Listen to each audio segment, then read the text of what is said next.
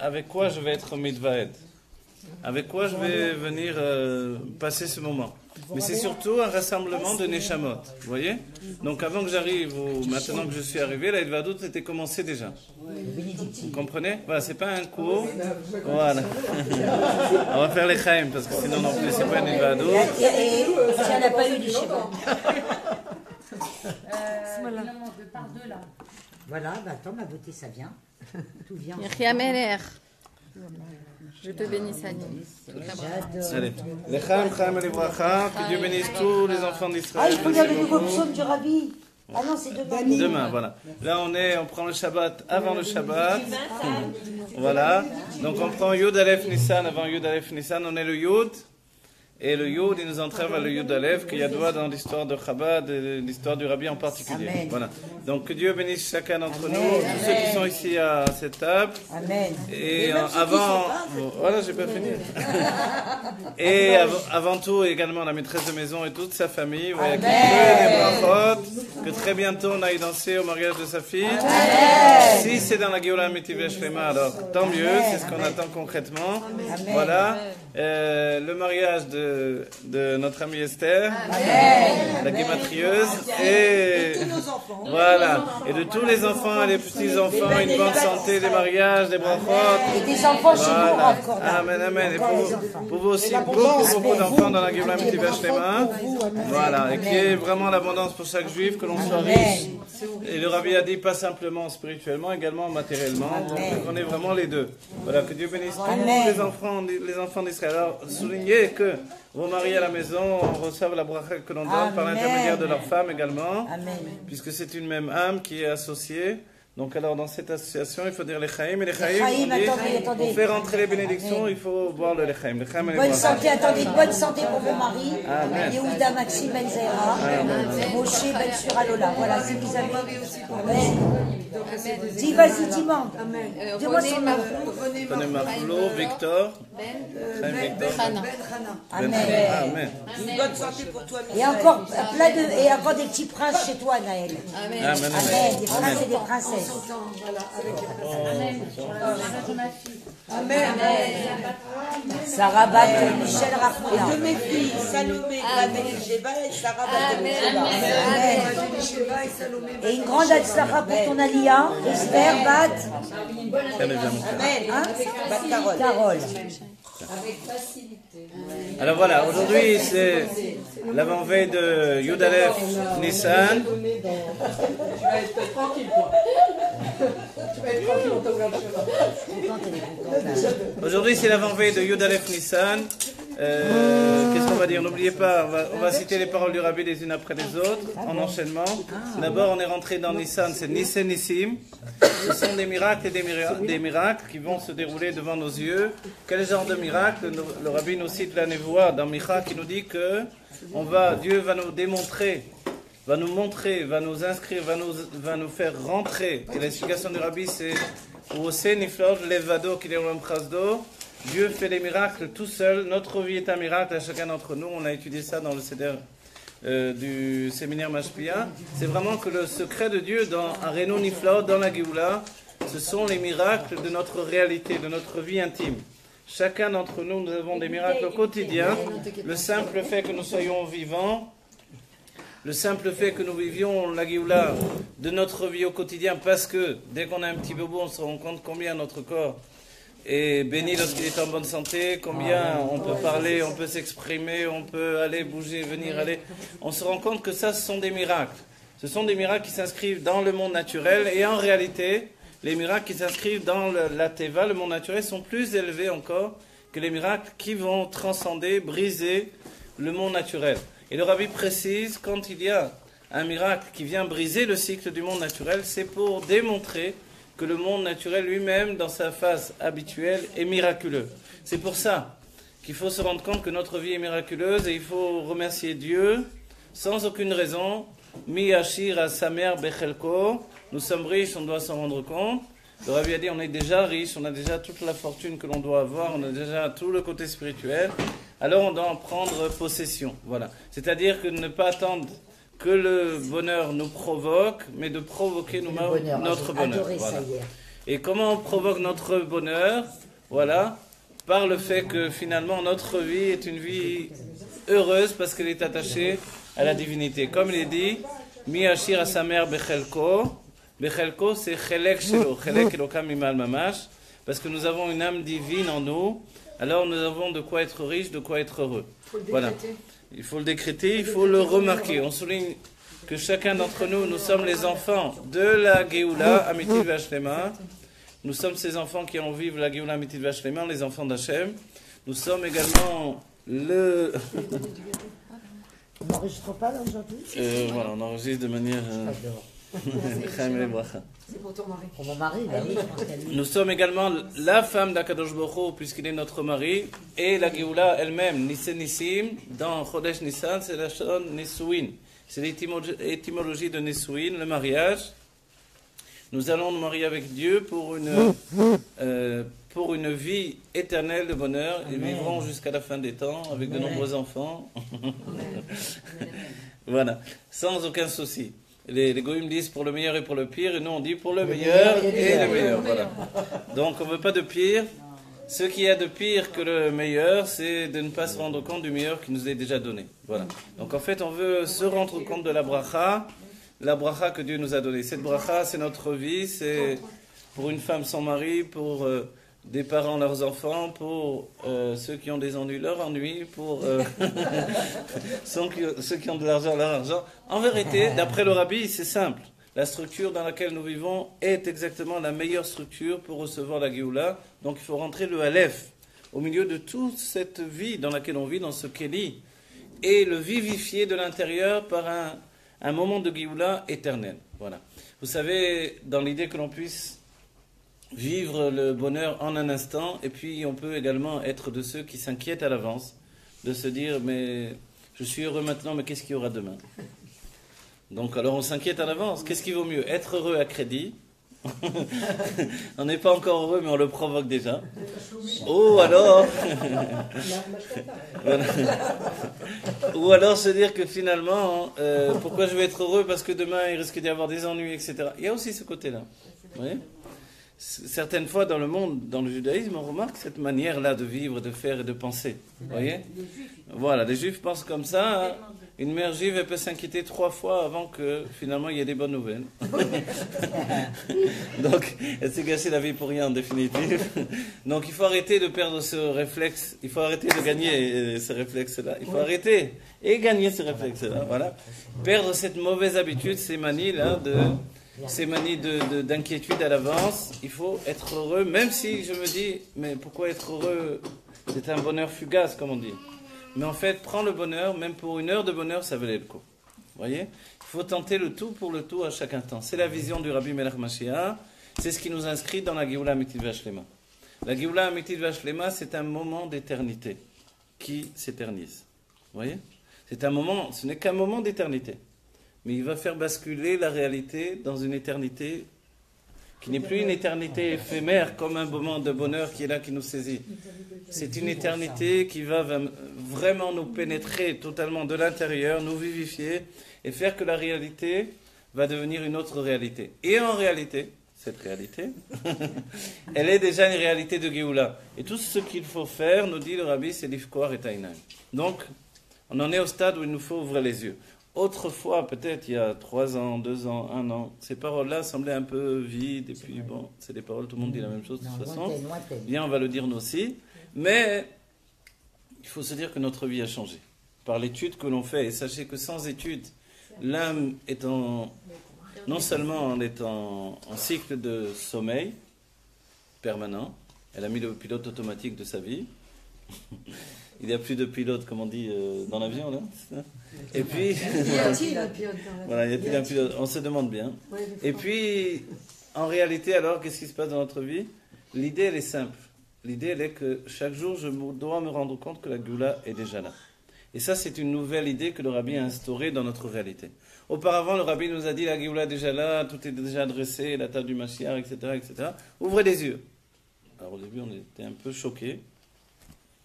On s'est dit, bon, le Rabbi le voit, et il y a eu pas mal d'interprétations. Le Rabbi le voit, nous, on le verra, c'est, semble-t-il, un futur proche. un passé antérieur, un des savants dans la conjugaison. Mais aujourd'hui, avec le temps passé, avec l'expérience, avec ce que l'on a vécu et par la compréhension des textes dans l'étude, et grâce aux élèves, ceux qui enseignent se rendent compte que la Géoula est déjà là. La Géoula est déjà là, donc en réalité, je suis déjà transformé. Je suis déjà un être de Géoula. Et comme vous l'avez si bien dit, en fait, il faut y croire, pas parce que c'est une chose que, bon, l'espoir fait vivre, mais en fait, c'est ma vie qui vivifie cet espoir-là. L'espoir que chaque juif va arriver à prendre conscience que la Géoula est déjà là. Et ça, c'est une autre conscience qu'on n'avait pas hier, que l'on a aujourd'hui seulement, uniquement. C'est-à-dire que la Géoula est là dans ma vie, mais à moi d'ouvrir les yeux. Ouvrir les yeux sur la Géoula, c'est me rendre compte que j'ai tout pour être heureux. Que ça veut dire tout pour être heureux? Peut-être que je ne suis pas très riche, peut-être que la santé, c'est pas le plus, etc. Peut-être que si, peut-être que ça, peut-être que tous les jours je ne mange pas des steaks sur la plage. Ok. Mais il y a d'autres Géoula que de manger tous les jours des steaks sur la plage. Peut-être qu'il faut que je fasse l'aller-retour entre Israël et la Chine. Allez savoir c'est quoi ma vie. Et je me dis, c'est ça la Géoula? Alors voilà, en réalité, voilà, le Rabbi nous a inscrits dans une Géoula différente. Et il faut en prendre conscience. Voilà. C'est très important parce que je vous le dis, sinon on va attendre une Géoula qui ne correspond pas à la Géoula qui est déjà là aujourd'hui. Et c'est vrai que ça nous a perturbés. Le Rabbi nous a perturbés petit à petit. Au début, il a mis des gants. Il a dit Bofenamid Kabel. Ça veut dire de manière à ce que l'autre puisse intégrer les choses. Et à un moment, le Rabbi il a dit bon, allez, il n'y a plus le temps. Mashiach now. Tu rencontres quelqu'un, tu ne dis pas Manishma, Maniani, Mashmamocha, à l'israélienne, allez, bye. Et après, on s'en va, on n'a rien dit du tout, de toute façon, on s'en fiche pas mal. Et le Rabbi nous dit non, on dit Mashiach now. Voilà. Quand tu réponds au téléphone, Yechia Meler. Eh, mais c'est pas le Mashiach de l'autre côté, là.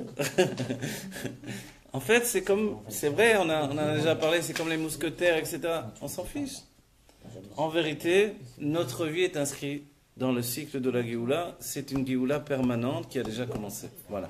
Ce que je veux vous faire comprendre, si on ne l'avait pas déjà compris, c'est que la Géoula rentre, vous voyez comme elle rentre dans notre sang.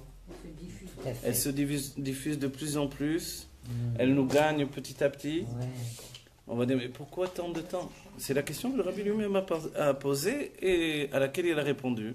Pour que nous ayons vraiment les kelim pour recevoir cette lumière qui vient de Pnimiutatik. Pnimiutatik, c'est-à-dire Menutak. Je traduis l'intériorité du Keter, l'intériorité du plaisir divin. Il n'y a pas de plaisir sans lâcher prise. Il y a un vrai plaisir, il faut lâcher prise. Si j'ai pas de lâcher prise, forcément, je veux être heureux, je veux être heureux, je veux être heureux. Ça va, sois heureux. Ouais, mais moi, tu sais, j'ai besoin d'être heureux. D'accord, mais sois heureux. Mais alors, qu'est-ce qu'il faut faire pour être heureux? En fait, pour être heureux, voilà. Voilà. Le bonheur, voilà. C'est pas le même pour tout le monde. C'est pas le même pour tout le monde. Voilà, c'est pour ça que les sages disent non mais vous voyez ce que la Torah dit. La Torah nous dit mi ashir asamer bechelko, c'est-à-dire bechelko dans mon chelek à moi. Le chelek c'est chelek lokam imal mamash. Il faut que je sois heureux de mon âme divine. C'est vrai que le vrai bonheur du juif ne peut pas être sans l'expression de l'âme divine. Et c'est pour ça que dans l'idée même de Eretz Israël, l'Admorazaken a dit Eretz Israël, ça peut être dans le monde n'importe où, à Katmandou, en Chine, en Afrique, ou je ne sais pas où, du moment que je dévoile mon âme divine là-bas. Vous comprenez? Quand un juif dévoile son âme divine, c'est Eretz Israël. Voilà. Et ça, c'est très important qu'on le comprenne, sinon ce serait très dangereux d'envoyer des shluchim à l'autre bout du monde. Pourquoi? Pour qu'ils se perdent, pour qu'ils rentrent dans des pays avec la Vodazara, des jeunes hommes, des jeunes femmes, qui arrivent, des jeunes couples avec des petits-enfants. Vous imaginez, c'est pas évident. Quand vous avez des enfants, vous inquiétez de tout. Qu'est-ce qu'ils vont manger? Qu'est-ce que c'est? Est-ce qu'il y a des couches? Vous partez à l'autre bout du monde, vous dites, oh là là, est-ce qu'ils vont avoir des couches là-bas? On va dire, mais qu'est-ce qui réfléchit à ça? Mais les parents réfléchissent à ça, vous voyez? Qu'est-ce que je vais leur donner comme lait là-bas? Il y a du lait, il n'y a pas du lait, vous voyez? On va dire, comment on va vivre notre judaïsme, comment, en définitive, on va se mettre en danger là-bas. C'est bien ce silence. Non mais, vous voyez ce que je veux vous dire? C'est Messirut Nefesh qui font ces shluchim. En réalité, bon, Nous, on doit être pareil en vrai. Il n'y a pas de Exactement. distance de voyager dans un. Ah, Ça veut dire on doit avoir ce maître.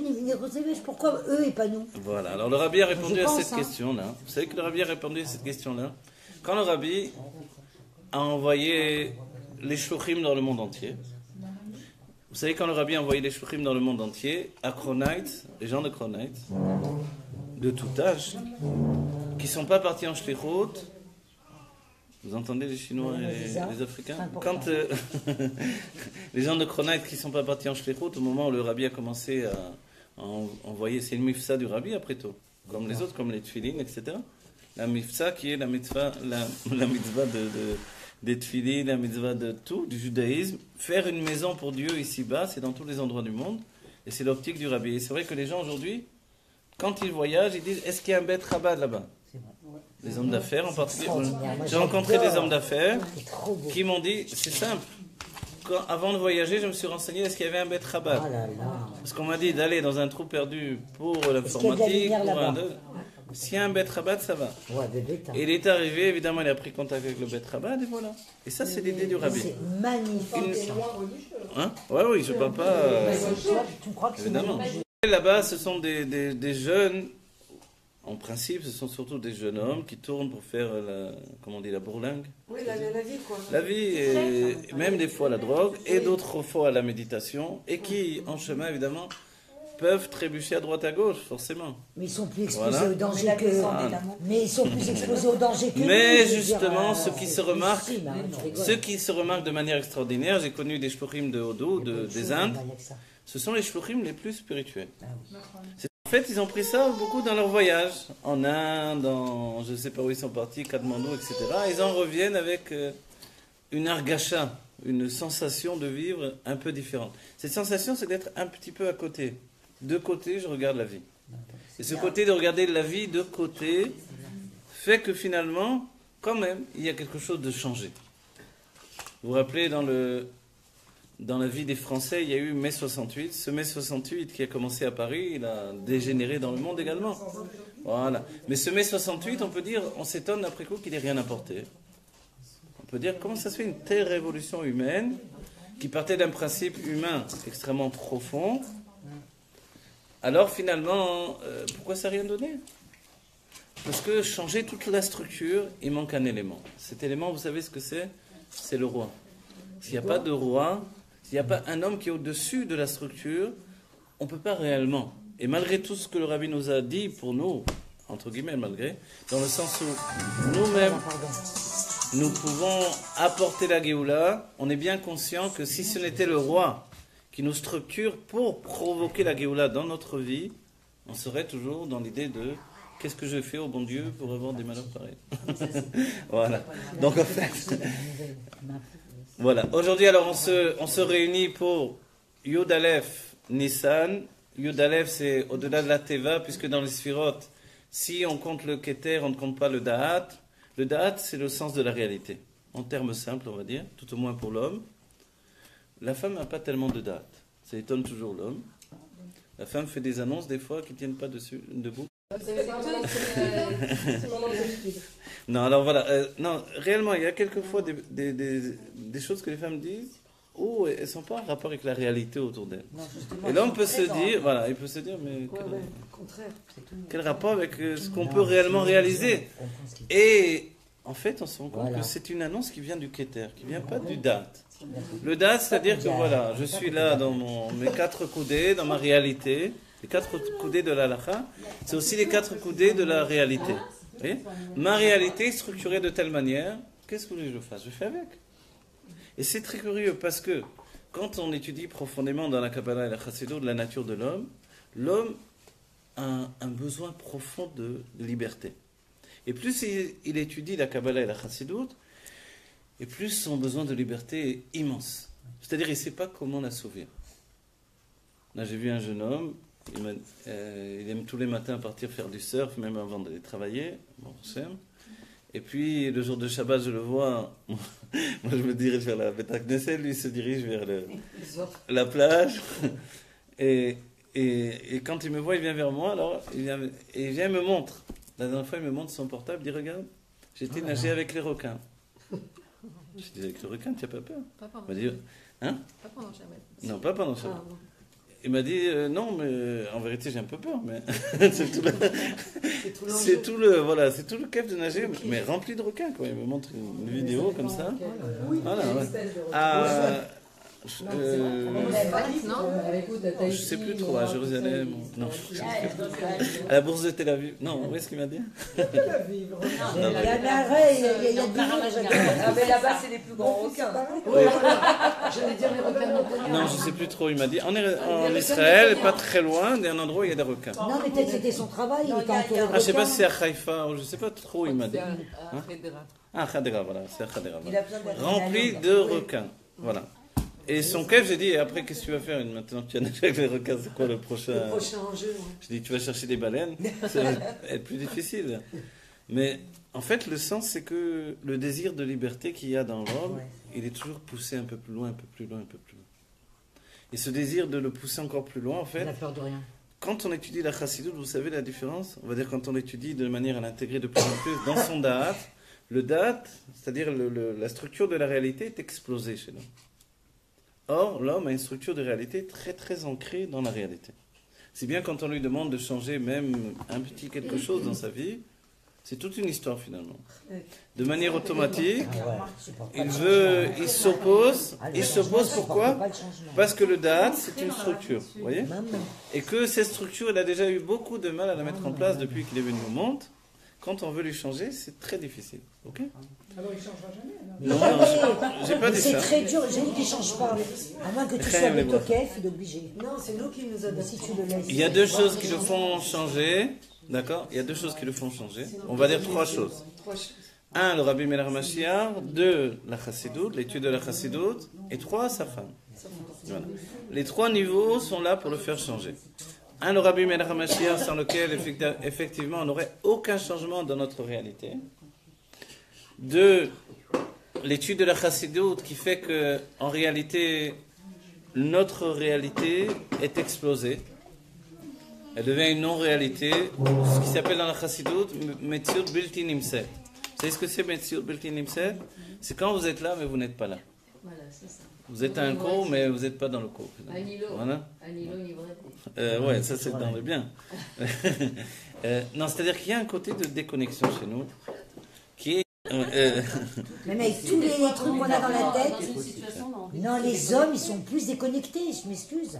Les Une femme, hommes- quand elle va à un cours, elle va à un cours. Alors voilà, ça je vais vous dire les choses. Eh oui, sois gentil, regarde la montre. À quelle heure il est? Et il y a ce qui s'appelle le date, c'est le sens de la réalité, c'est vrai. Et c'est vrai qu'il est difficile de se déconnecter de la réalité. Ok?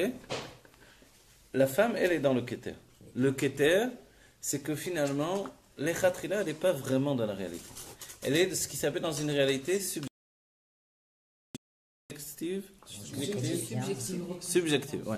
C'est-à-dire que la réalité perçue chez une femme n'est pas toujours la réalité réelle, mais la réalité sensorielle du moment.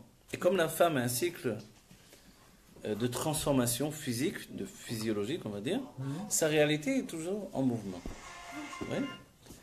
Qui plus est aujourd'hui avec la réalité des téléphones et le système de vivre dans un monde virtuel, la réalité est, on pourrait dire, même à côté de la plaque, un petit peu, entre guillemets. Oui, bah oui. Non, mais ça La dépend plaque de quelle Shabbat, je veux réalité dire. vous parlez. Voilà. Et Il y a une réalité qui Ouais, est mais bien qui est sûr. figée, Non, et par en rapport fait, à ce non, bah justement, la femme, elle crée la réalité. Ok. Et c'est toute la différence. je sais bien. Alors, on va continuer, puisque je l'ai dit, qu'est-ce qui va faire bouger la réalité de l'homme dans sa perception du date? C'est le rabbi. Ben oui, mais C'est le moment où vous écoutez pas. Quand il attache. Ah ouais, Le rabbi je m'ai embrouillé là, Yeshiva. et la chassidoute Et la femme. Et la femme. et la femme. C'est les trois choses qui sont capables de transformer le date d'un homme D'un homme. dans notre génération. Donc il reste D'accord. plus que la femme là. Non, parce que franchement, Non. l'étude, Oui, le quand il n'a pas rabbi, d'études, ni le Vous-même, vous avez dit que voilà, je dis que votre vraiment, mari c'est pour ça que écoute c'est- les cours et voilà, il a parlé Ah, de mais c'est un Géoula et miracle, voilà, hein. il vit tout Ah oui, ça. ça, c'est vrai. Et ça ne m'étonne pas dans le sens où, en vérité, on dit Kol ma sheyotze min halev nichnas lalev. Tous les jours, il y a des nouveaux abonnés à ma chaîne YouTube Pourquoi? Parce que les gens cherchent la vérité. Ah, ouais. Voilà. Et moi, j'essaie de dire la vérité que je perçois au moment où je l'aperçois par le biais de la Chassidut Chabad. Et j'ai toujours cherché la réalité de la vérité, non pas la vérité de la réalité. Ouais. Allez chercher ce que ça veut dire là. Mais la recherche de la vérité, c'est très important. Et puis je vais vous dire, Rava, avec tout le... non, je ne vais pas vous faire des éloges, mais ce qui passe bien chez les hommes, c'est que vous avez beaucoup d'humour. Hein? Non, mais je pense que dans les lunettes, ça va rigoler. C'est pas, il y en a qui prennent trop au sérieux quand ils. Et les hommes, déjà qui sont difficiles à connecter, s'ils voient un rave qui est plus ou moins, qui a de l'humour et tout, ben ça passe mieux. Attention le couteau. Non, t'inquiète. Bon alors voilà, on va rajouter. D'abord, on va souhaiter à l'avance déjà, puisque le peuple juif a ceci de particulier, qu'il peut prendre le Shabbat avant le Shabbat. Donc on prend sur nous l'anniversaire du Rabbi avant son anniversaire. On est dans le Yud, qui précède le Yud Aleph. C'est exactement la configuration de la Nessio du Rabbi. Voilà, Tafshin Yud, le Rabbi a pris sur lui le Sagéoula de dirigeant du peuple juif, c'est une Géoula, c'est une responsabilité immense que le Rabbi a dit, que je m'engage dans cette responsabilité tout autant où chacun s'engage également dans cette responsabilité. Et dans le derrière de Chabad, chacun doit savoir que c'est un travail personnel, que rien ne lui sera donné gratuitement. Vous savez que le Rabbi, quand on voit le comportement du Rabbi avec les Chassidim et avec Monsieur Tout-le-Monde, des fois on dit, on veut mieux être Monsieur Tout-le-Monde. Pourquoi? Le Rabbi est plus jovial, plus sympathique, plus avenant, plus délicat, plus... Et alors, avec les masquirim, je ne vous en parle pas. Ah oui, ils sont plus proches. Le Rabbi est tranchant. Alors on va dire pourquoi? Parce que plus on est proche du Rabbi et plus finalement, le Rabbi me demande des choses. Me demande des choses, me demande de fournir un travail, etc. etc. Jusqu'à ce que certains chassidim même se soient plaints au Rabbi une certaine fois.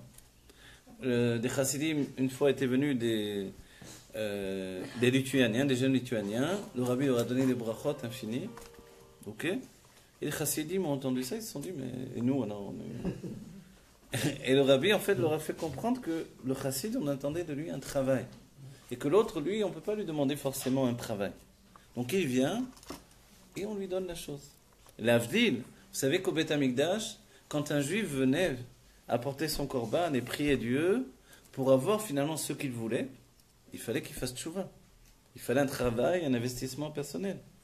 Quand un goy se rapprochait du Beth Amikdash et priait Dieu, immédiatement il avait ce qu'il demandait. Vous savez ça? On va dire comment ça se fait? Parce que là, Hachem fait Kiddush Hachem. Et ici, en fait, tu es déjà dans la maison, donc ton père, il attend que tu te conduises bien et que tu fasses un travail personnel. Voilà. Maintenant, d'entre les choses qu'on a compris avec les enseignements des Rebbeim et spécifiquement avec la Torah du Rabbi, c'est que notre service de Dieu et ce que Dieu nous donne n'a aucun rapport l'un avec l'autre.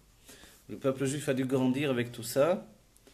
Vous savez, la notion de Venatati Gishmechem Veitam, je te donnerai les pluies en leur temps. Le début du pasuk c'est Im Bechukotai Telechu. Voilà. Si vous allez d'après mes décrets. Mais en fait, le Vav il peut être lu de deux manières. Vav c'est et alors je donnerai les pluies en leur temps. Ou alors, finalement, comme une autre chose différente. Et je donnerai les pluies en leur temps. C'est-à-dire que tout dépend de moi.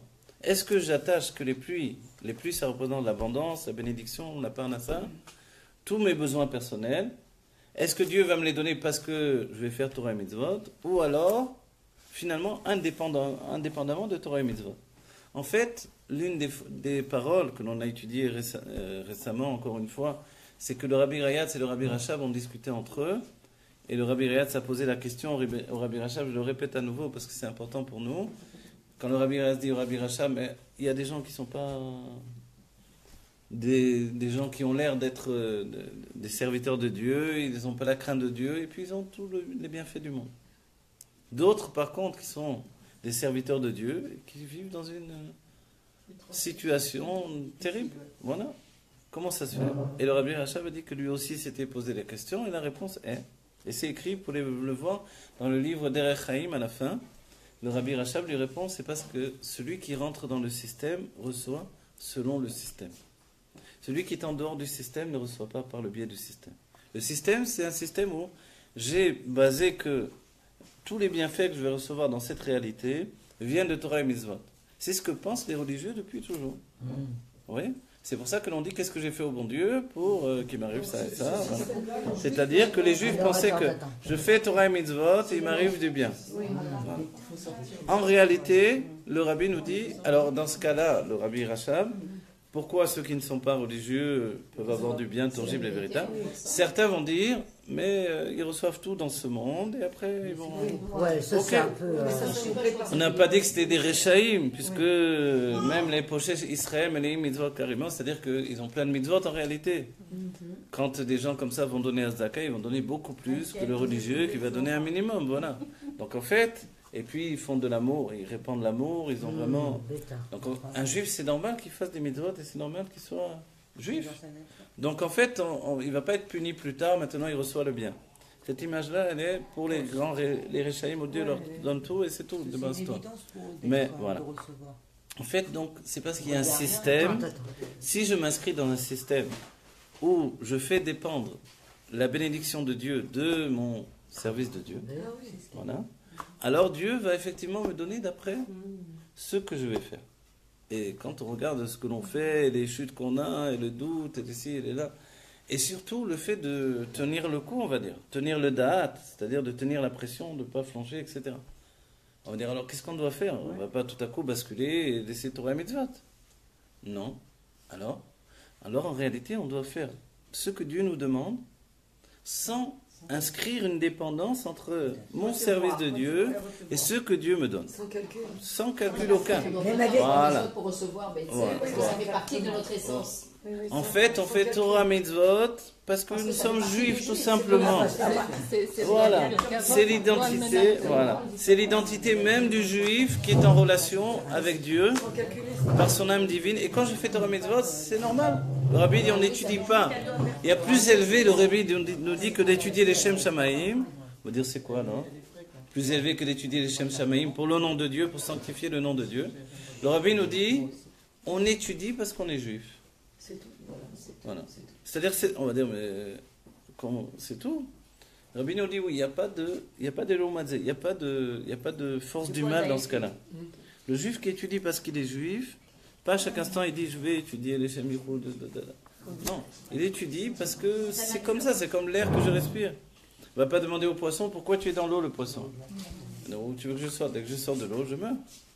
En fait, c'est le machal de Rabbi Akiva. C'est un exemple de Rabbi Akiva. On est dans le...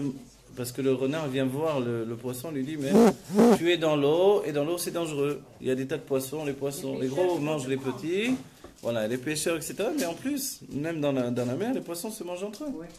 Viens sur la terre, ici tu vas être plus en sécurité. Voilà. Et le poisson dit au renard, mais tu crois que je suis si bête que ça? Dès le moment où je vais sortir de l'eau, je quitte mon élément, et je vais mourir. Peut-être là, c'est dangereux, mais ce serait beaucoup plus dangereux si je sors de l'eau. Sous-entendu que quitter le monde de la Torah pour un juif, c'est plus dangereux pour lui. Plus dangereux pour son âme. Plus dangereux parce que finalement, on a besoin d'une structure profonde qui nous attache à Dieu, qui relie l'âme telle qu'elle est dans les mondes divins et telle qu'elle est dans cette réalité. Et c'est tout notre travail de juif. Relier les mondes divins, les mondes spirituels d'autres dimensions, qui sont aussi réels que notre dimension ici, mais en réalité, faire le lien entre la dimension divine et la dimension dans laquelle on vit. Je dois être un être humain divin. Comprenez? Si je ne suis plus un être humain, je suis devenu une mécanique, pas simplement quantique, mais je suis devenu une mécanique de Torah, également ça existe. Des hommes de Torah qui sont devenus mécaniques, qui n'ont aucune pitié, qui ont juste, mais non, ils ont juste un système de pensée toranique. Et puis, quand on a des ennuis, ils nous disent Kalvachomer, etc. Alors, et c'est sûr que tu as fait des avarotes parce que, etc., etc. Voilà. Donc en fait, c'est ça la vie, c'est ça On doit comprendre que ce que Dieu attend d'entre nous, vous vous rappelez, comme un juif qui, la veille de Yom Kippour, a pris finalement toute une page où il avait écrit tout ce qu'il attendait de Dieu. Et d'un autre côté, il a écrit tout ce que Dieu attendait de lui. Et puis il a dit, regarde Dieu, Vous entendez ça? Un juif, c'est le Baal Shem Tov qui rapporte cette image-là. Ça, c'était une vraie histoire. Un juif avait écrit sur une page, sur une feuille, tout ce qu'il attendait de Dieu et qu'il n'avait pas eu dans l'année. D'un autre côté, tout ce que Dieu attendait de lui et qu'il n'avait pas eu dans l'année. Il a dit, tu vois Dieu, tout ce que j'attendais de toi, regarde tout ce que tu attendais de moi. Allez, c'est bon, on écrit tous les deux. On tourne la page. En fait, d'un certain point de vue, nous, on doit aller beaucoup plus loin que ça. On sert Dieu, pas parce que c'est bon pour Dieu, Dieu il n'en a rien à faire qu'on le serve. Alors on va dire alors pourquoi? Parce que c'est bon pour nous. Quand un père va essayer d'éduquer son enfant, le père n'a pas forcément envie de se casser la tête à éduquer son enfant à toutes les secondes de sa vie, à toutes les minutes. Et c'est pas pour lui qui va se casser de le faire tenir, de le faire, etc. Dans des tas de choses au quotidien, on connaît tous. Mais c'est pour l'enfant en réalité. Et nous, on a été ces enfants qui avons été éduqués et on doit se rendre compte que les parents l'ont fait pour nous. Même quand ils se sont trompés, ben, ils se sont trompés pour nous. Mais ils ont essayé de bien faire avec leurs kélim. Chacun fait avec ses kélim, et voilà. Les rapports là, excusez-moi, vous parlez de on sert Dieu. Oui. J'arrive pas à intégrer cette notion parce que justement on est appelé à rentrer dans l'unité. Et même si nos vies sont remplies de défis à relever, c'est des défis qu'on a à relever pour se voir. Et en fait, tant qu'on n'a pas rencontré le divin en nous, puisque de toute façon nous n'existons pas et qu'il n'y a rien d'autre que Dieu, donc je ne vois pas en quoi il y a un service divin, puisque ça revient toujours au point 1 qui est Dieu lui-même. Donc servir Dieu avec la tête, servir Dieu avec la tête de Géola, c'est de plus servir Dieu, c'est faire ce qui correspond à notre nature profonde. Okay. Alors, vous expliquez l'intériorité du service de Dieu. Si on continue à parler dans le même langage, qui est le langage de la Torah. parce que le Baal Shem Tov il dit bien que c'est le langage qui va sauver le monde, les mots. On va continuer à tourner en rond. Il n'y a rien d'autre que Dieu, c'est en paix. Et ça veut dire quoi? Ça veut dire que oui, nous sommes Dieu et tout est Dieu. Maintenant, comment je vais exprimer ça? Alors ça, la Torah, elle vient et elle nous permet d'être notre miroir. Elle nous permet de nous voir. Ok, alors on va continuer, regardez. Non, je sais. Non, ça y est. Non, je vous connais, c'est pas une objection, quoi que ce soit. Non, vous expliquez l'intériorité de la chose. Okay. Je parle également dans l'extériorité des choses pour arriver à l'intériorité. Non, les deux se rejoignent. Les Rébim le font, je le fais de ce fait-là moi aussi. Les Rébim même diront une halakha qui n'est pas une halakha d'après l'Admor HaZaken, ni le comportement des chassidim. Ils citeront dans des mamarim ou dans des sikhot, des halakhot, malgré que nous on ne fait pas comme ça. Oui. Donc en fait, le service de Dieu équivaut aujourd'hui au fait d'exprimer le fait que je suis Dieu. On est d'accord sur ça? Je suis Dieu parce que tout est Dieu. Et ce monde matériel dans lequel on vit est divin aussi bien que le monde de Hatzilut, que le monde de Bria, le monde de Yetzira, etc. Ok? La perception, c'est toute la différence que nous avons les uns avec les autres. C'est ce qui est tout à votre honneur de ressentir que tout est Dieu. Je vous le souhaite encore plus profondément de l'intérioriser. Mais n'oubliez pas, hein, il y a aussi ce point. On a dit le date et le keter. Et c'est sur ça qu'on a lancé les choses. La femme est dans le keter, c'est que justement, en réalité, sa réalité est tout à fait subjuguée par une conscience, on va dire, beaucoup plus vaste. Il faut dire les choses telles qu'elles sont, parce que elle provient finalement et elle accède plus naturellement à ce qui s'appelle pnimiutatique que l'homme. L'homme est basculé et bousculé entre deux niveaux, l'intériorité du keter, où se trouve son plaisir, et la réalité dans laquelle il doit s'inscrire. Beaucoup d'hommes se sont inscrits dans une idée, bon, il faut se donner du mal, il faut travailler dur, il faut, etc., etc.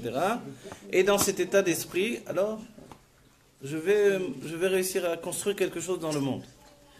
Mais quand la femme parle à l'homme, malgré tout, c'est vraiment le langage inverse. En réalité, l'homme au quotidien, il recherche le plaisir constamment. C'est-à-dire qu'en dehors de ce qu'il a pris sur lui d'accomplir, c'est-à-dire j'ai pris sur moi de travailler, j'ai pris sur moi de faire ci, après laisse-moi tranquille. Ouais, c'est ça l'esprit de l'homme. Parce qu'en réalité, et c'est là où on se rend compte que sa nature à lui, elle n'est pas dans le travail, mais dans le plaisir qui vient après le travail. Et quand il entend la femme, il n'entend que des devoirs. Il faut faire ci, il faut faire ça, il faut aider. Donc en fait, il dit, ouf, je ne peux plus me... Il est perdu. Voilà. C'est Elle m'étouffe et me gâche la journée. Il a l'impression qu'il a fait son devoir quand il est arrivé à En fait, quand il a fait ce qu'il avait pris sur lui, il a fini. il a terminé sa a journée. terminé. Vous comprenez? Mais Si. parce qu'il Ouais. ne vit pas dans un Non, mais- plaisir constant. Voilà, d'accord. Mais en vérité, lui, il attend le plaisir. C'est vrai que... Hein? Ouais. Bien sûr, c'est normal. Si ça fait pas partie des choses, si ça fait pas partie des choses habituelles de sa journée, exactement. Oui, bien sûr que.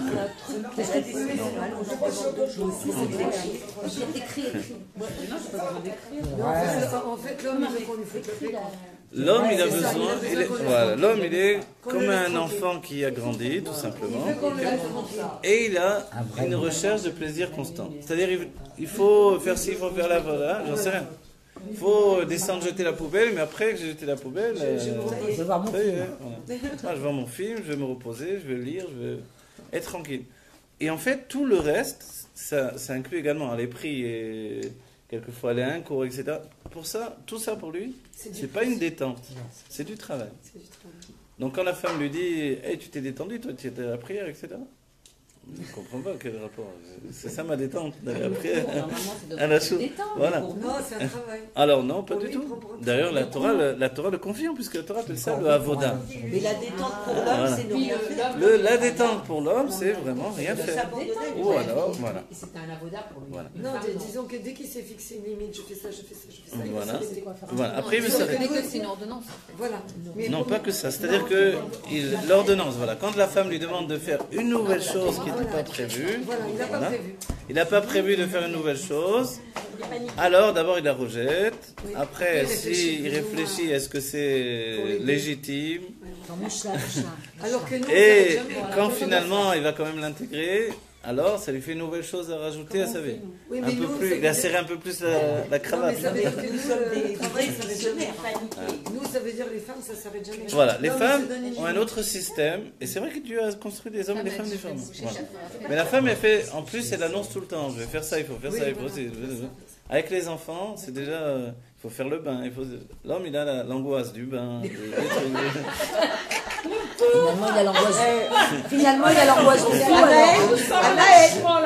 Non, mais finalement, il est très seul. Elle dit Non, non, mais ravi, il je est très seul. profite de l'expérience, c'est le système. Tu remarques qu'elle reste Ouais, il a l'angoisse des courses, il a l'angoisse. Voilà. C'est-à-dire que. Ils sont solitaires. Ils sont très introvertis, finalement. C'est-à-dire que quand il entend tout ça, quand il entend tout ça, les annonces des femmes, il faut faire les courses, il faut faire ci, il faut Ah faire là ça, là, maman, la sa tête journée elle qui est sort. finie quoi. Ah là là. Et quand c'est le matin de bonne heure, il se lève et lui annonce déjà le programme de. Ça y est, la journée elle est déjà Tout finie. est tout, ce que tous les hommes Voilà, font, c'est- voilà, quoi. voilà. Bon, Voilà. en fait, la femme est le médicament de l'homme. En fait, Ouais, je sais ouais. pas. Pas là aujourd'hui avec l'aiguillon. Je vais réfléchir. Pas le médicament, l'aiguillon. Non, alors voilà, la femme elle doit se rendre compte que tout ça pour lui c'est pas un autre choc et ça le retranche, ça le retranche dans son Vraiment de la peine pour isolement. Vous êtes vraiment Il s'est fait, Un peu gros travail, c'est ça. il s'est installé derrière sa muraille, il regarde. C'est des ch'tis. Alors concrètement, qu'est-ce que ça veut dire pour le mari? Alors voilà. Alors maintenant, vous pouvez nous donner des solutions. Ah ouais, ouais, parce que. Non, alors voilà. Ce que le rabbi a apporté de particulier dans le monde. Quand on a vu le rabbi avant la Nessiout, le rabbi à l'époque du rabbi Rayatz, c'était un rabbi, enfin c'était pas encore le rabbi. Les filles, là, on n'entend plus, Un là. rabbi moderne. C'est le rabbi avant la Nessiout, alors le rabbi était très dur. Comment? Avant la Nessiout, le rabbi était très dur. Quand il demandait au chassidim la soumission au rabbi Rayatz, c'était absolu. Pour lui, si vous faites des grottes Kodesh, ne prenez surtout pas les premières lettres. Oui, elles sont beaucoup adressées à. Si vous tombez sur les premières lettres du rabbi, ouais. Le rabbi c'est un couteau tranchant à cette époque. Ah ouais, d'accord.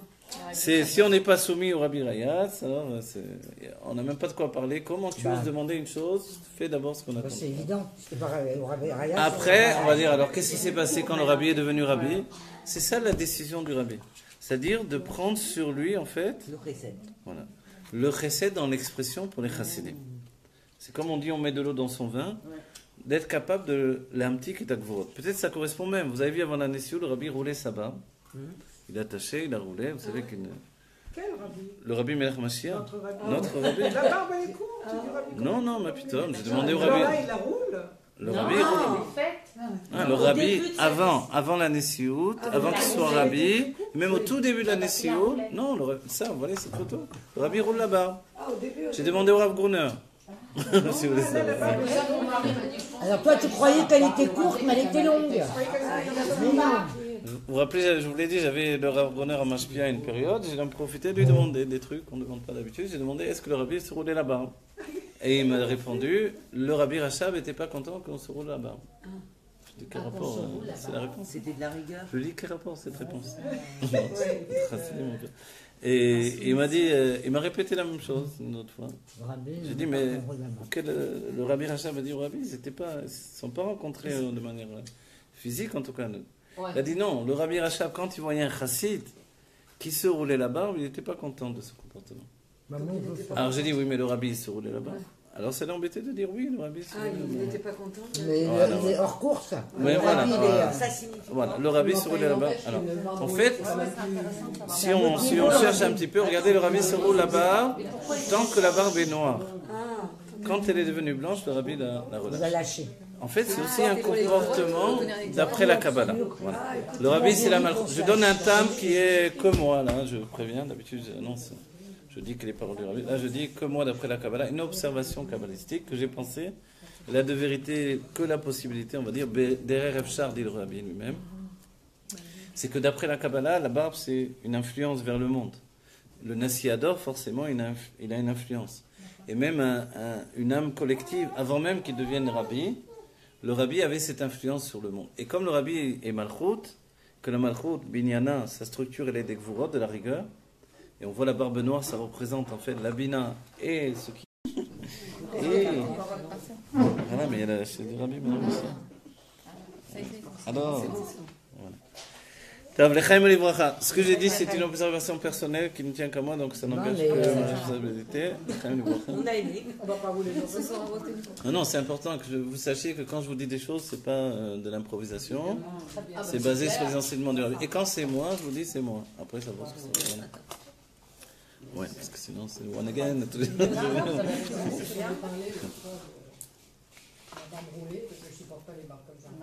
Voilà. C'est vrai que quelquefois, voilà.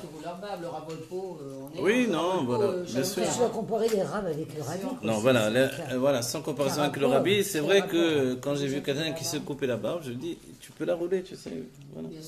En lui citant que le rabbi avait dans des sioux, il a roulé. Parce que quelquefois, les femmes n'aiment pas la barbe longue. La barbe longue, ça les angoisse, ça fait un religieux à la maison. Et il y a des femmes qui n'aiment pas la barbe, alors leur mari sous la pression. Et ils peuvent, alors, au mieux, plutôt que de la couper, c'est mieux de la rouler.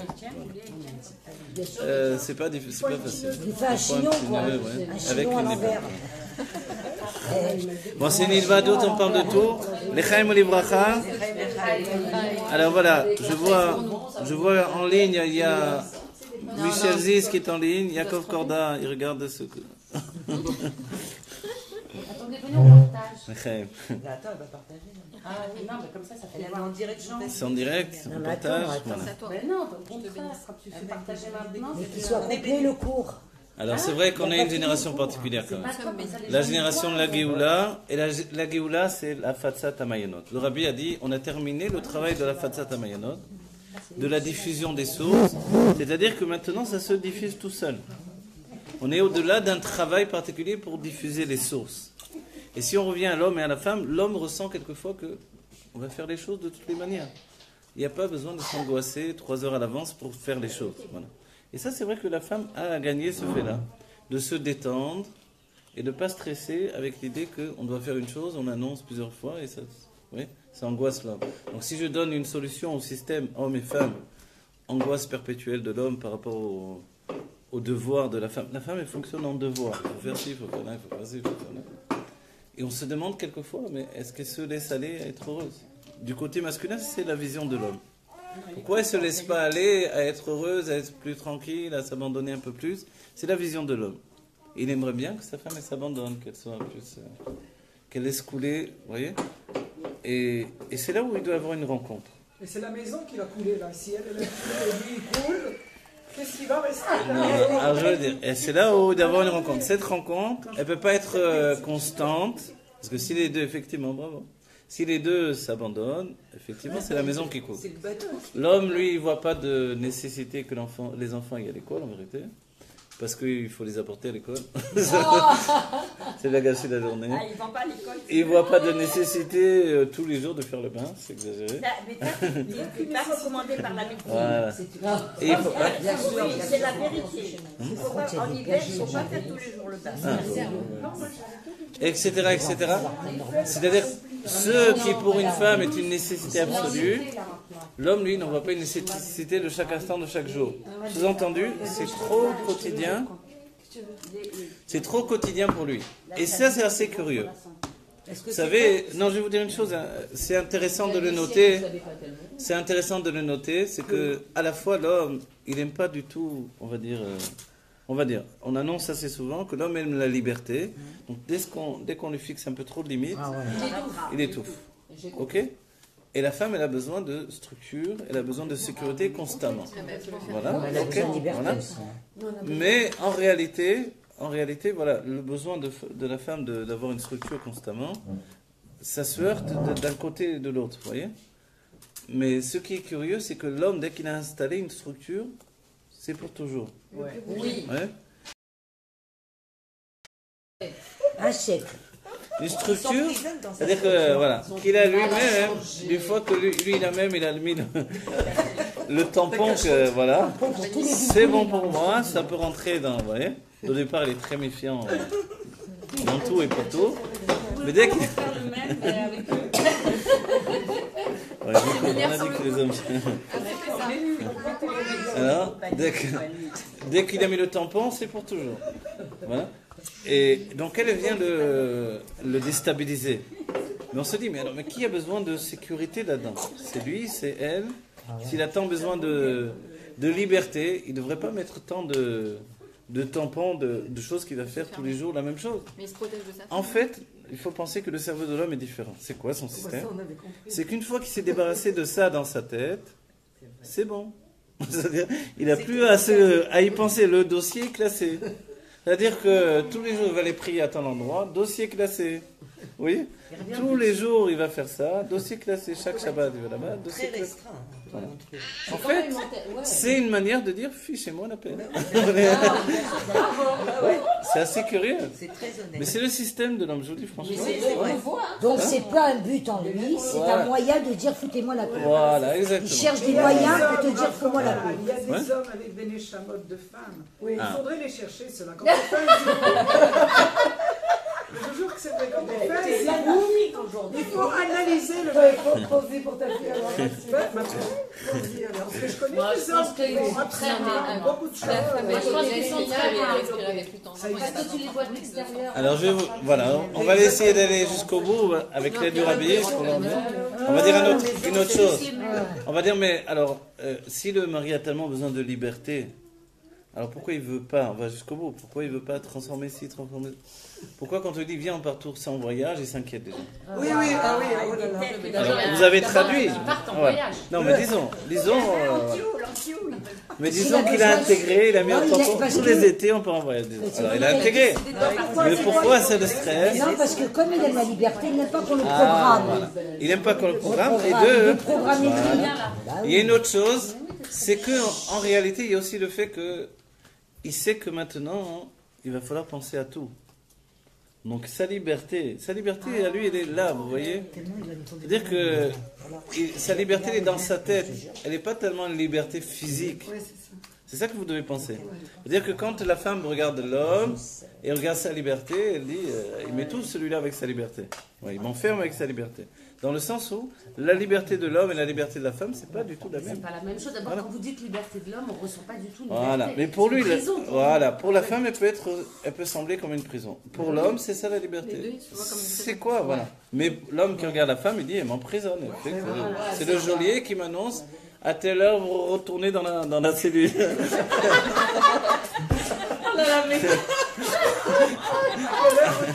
Dans la cellule. Mais c'est comme ça Il y en a exactement. qui sont des vrais, c'est tous pareil. La cellule, ça peut être la télé, la chambre. Ils sont tous dans la cellule. Ils sont tous dans la cellule. On passe pas les cellules géographiques. Des geôliers, des geôliers. Il y en a qui sont vraiment dans leur chambre. Mais la cellule, elle est dans la tête. Hein. Ça peut être une télé, ça peut être On passe pour des matrones, des hystériques, on passe pour des mauvaises femmes quand finalement. Voilà. Alors attendez, écoutez les solutions. ça la rend.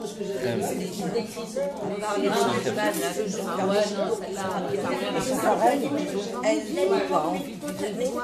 Ah oui. Faut dire que C'est pour ça qu'elle met du gaz. En attendant, toi, elle, il lui a taillé la short là. non, c'est pas, Non, mais c'est pas on compatit. Voilà. Vous avez besoin de nous libérer. Voilà. Non, je veux dire, ce qu'il y a de plus extraordinaire, c'est que plus on étudie la chassidoute, on va dire, normalement la chassidoute, ça doit apporter des solutions à ce problème-là. Oui. On peut penser que la chassidoute devrait apporter une solution à ce problème-là. Mais plus on grandit la chassidoute, plus le désir de liberté est immense. Parce qu'on grandit. Non, je vous dis franchement. Pas raconter. Qu'est-ce que ça fait chez l'homme? Quand vous parlez d'un désir de liberté, De liberté chez l'homme. Alors, on va préciser là. je veux comprendre. Voilà, je vais vous dire une chose. Là, ça nous Voilà. intéresse. Voilà. Avant aussi, ça nous La intéresse. chassidoute, vous êtes d'accord que ça donne un désir de vivre intensément. Ok. Oui, ça c'est vrai. De On va faire dire, vivre mais la- le jeune homme avait ça dans sa vie. C'est pour ça qu'il est parti à Katmandou, on a dit tout à l'heure, il est parti au truc. Il avait envie de vivre intensément. Mais n'oubliez pas qu'il y a des jeunes filles aussi. Oui, je sais. Mais n'oubliez pas une chose. Non, je dis le jeune homme, là, je cite le jeune homme, parce qu'on a dit, c'est lui qui a ce problème dans la suite des choses. Voilà.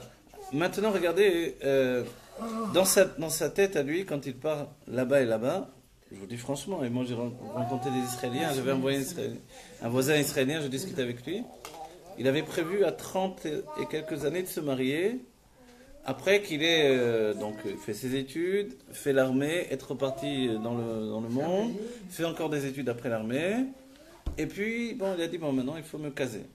Donc ça veut dire que pour lui se marier ça correspond à se caser.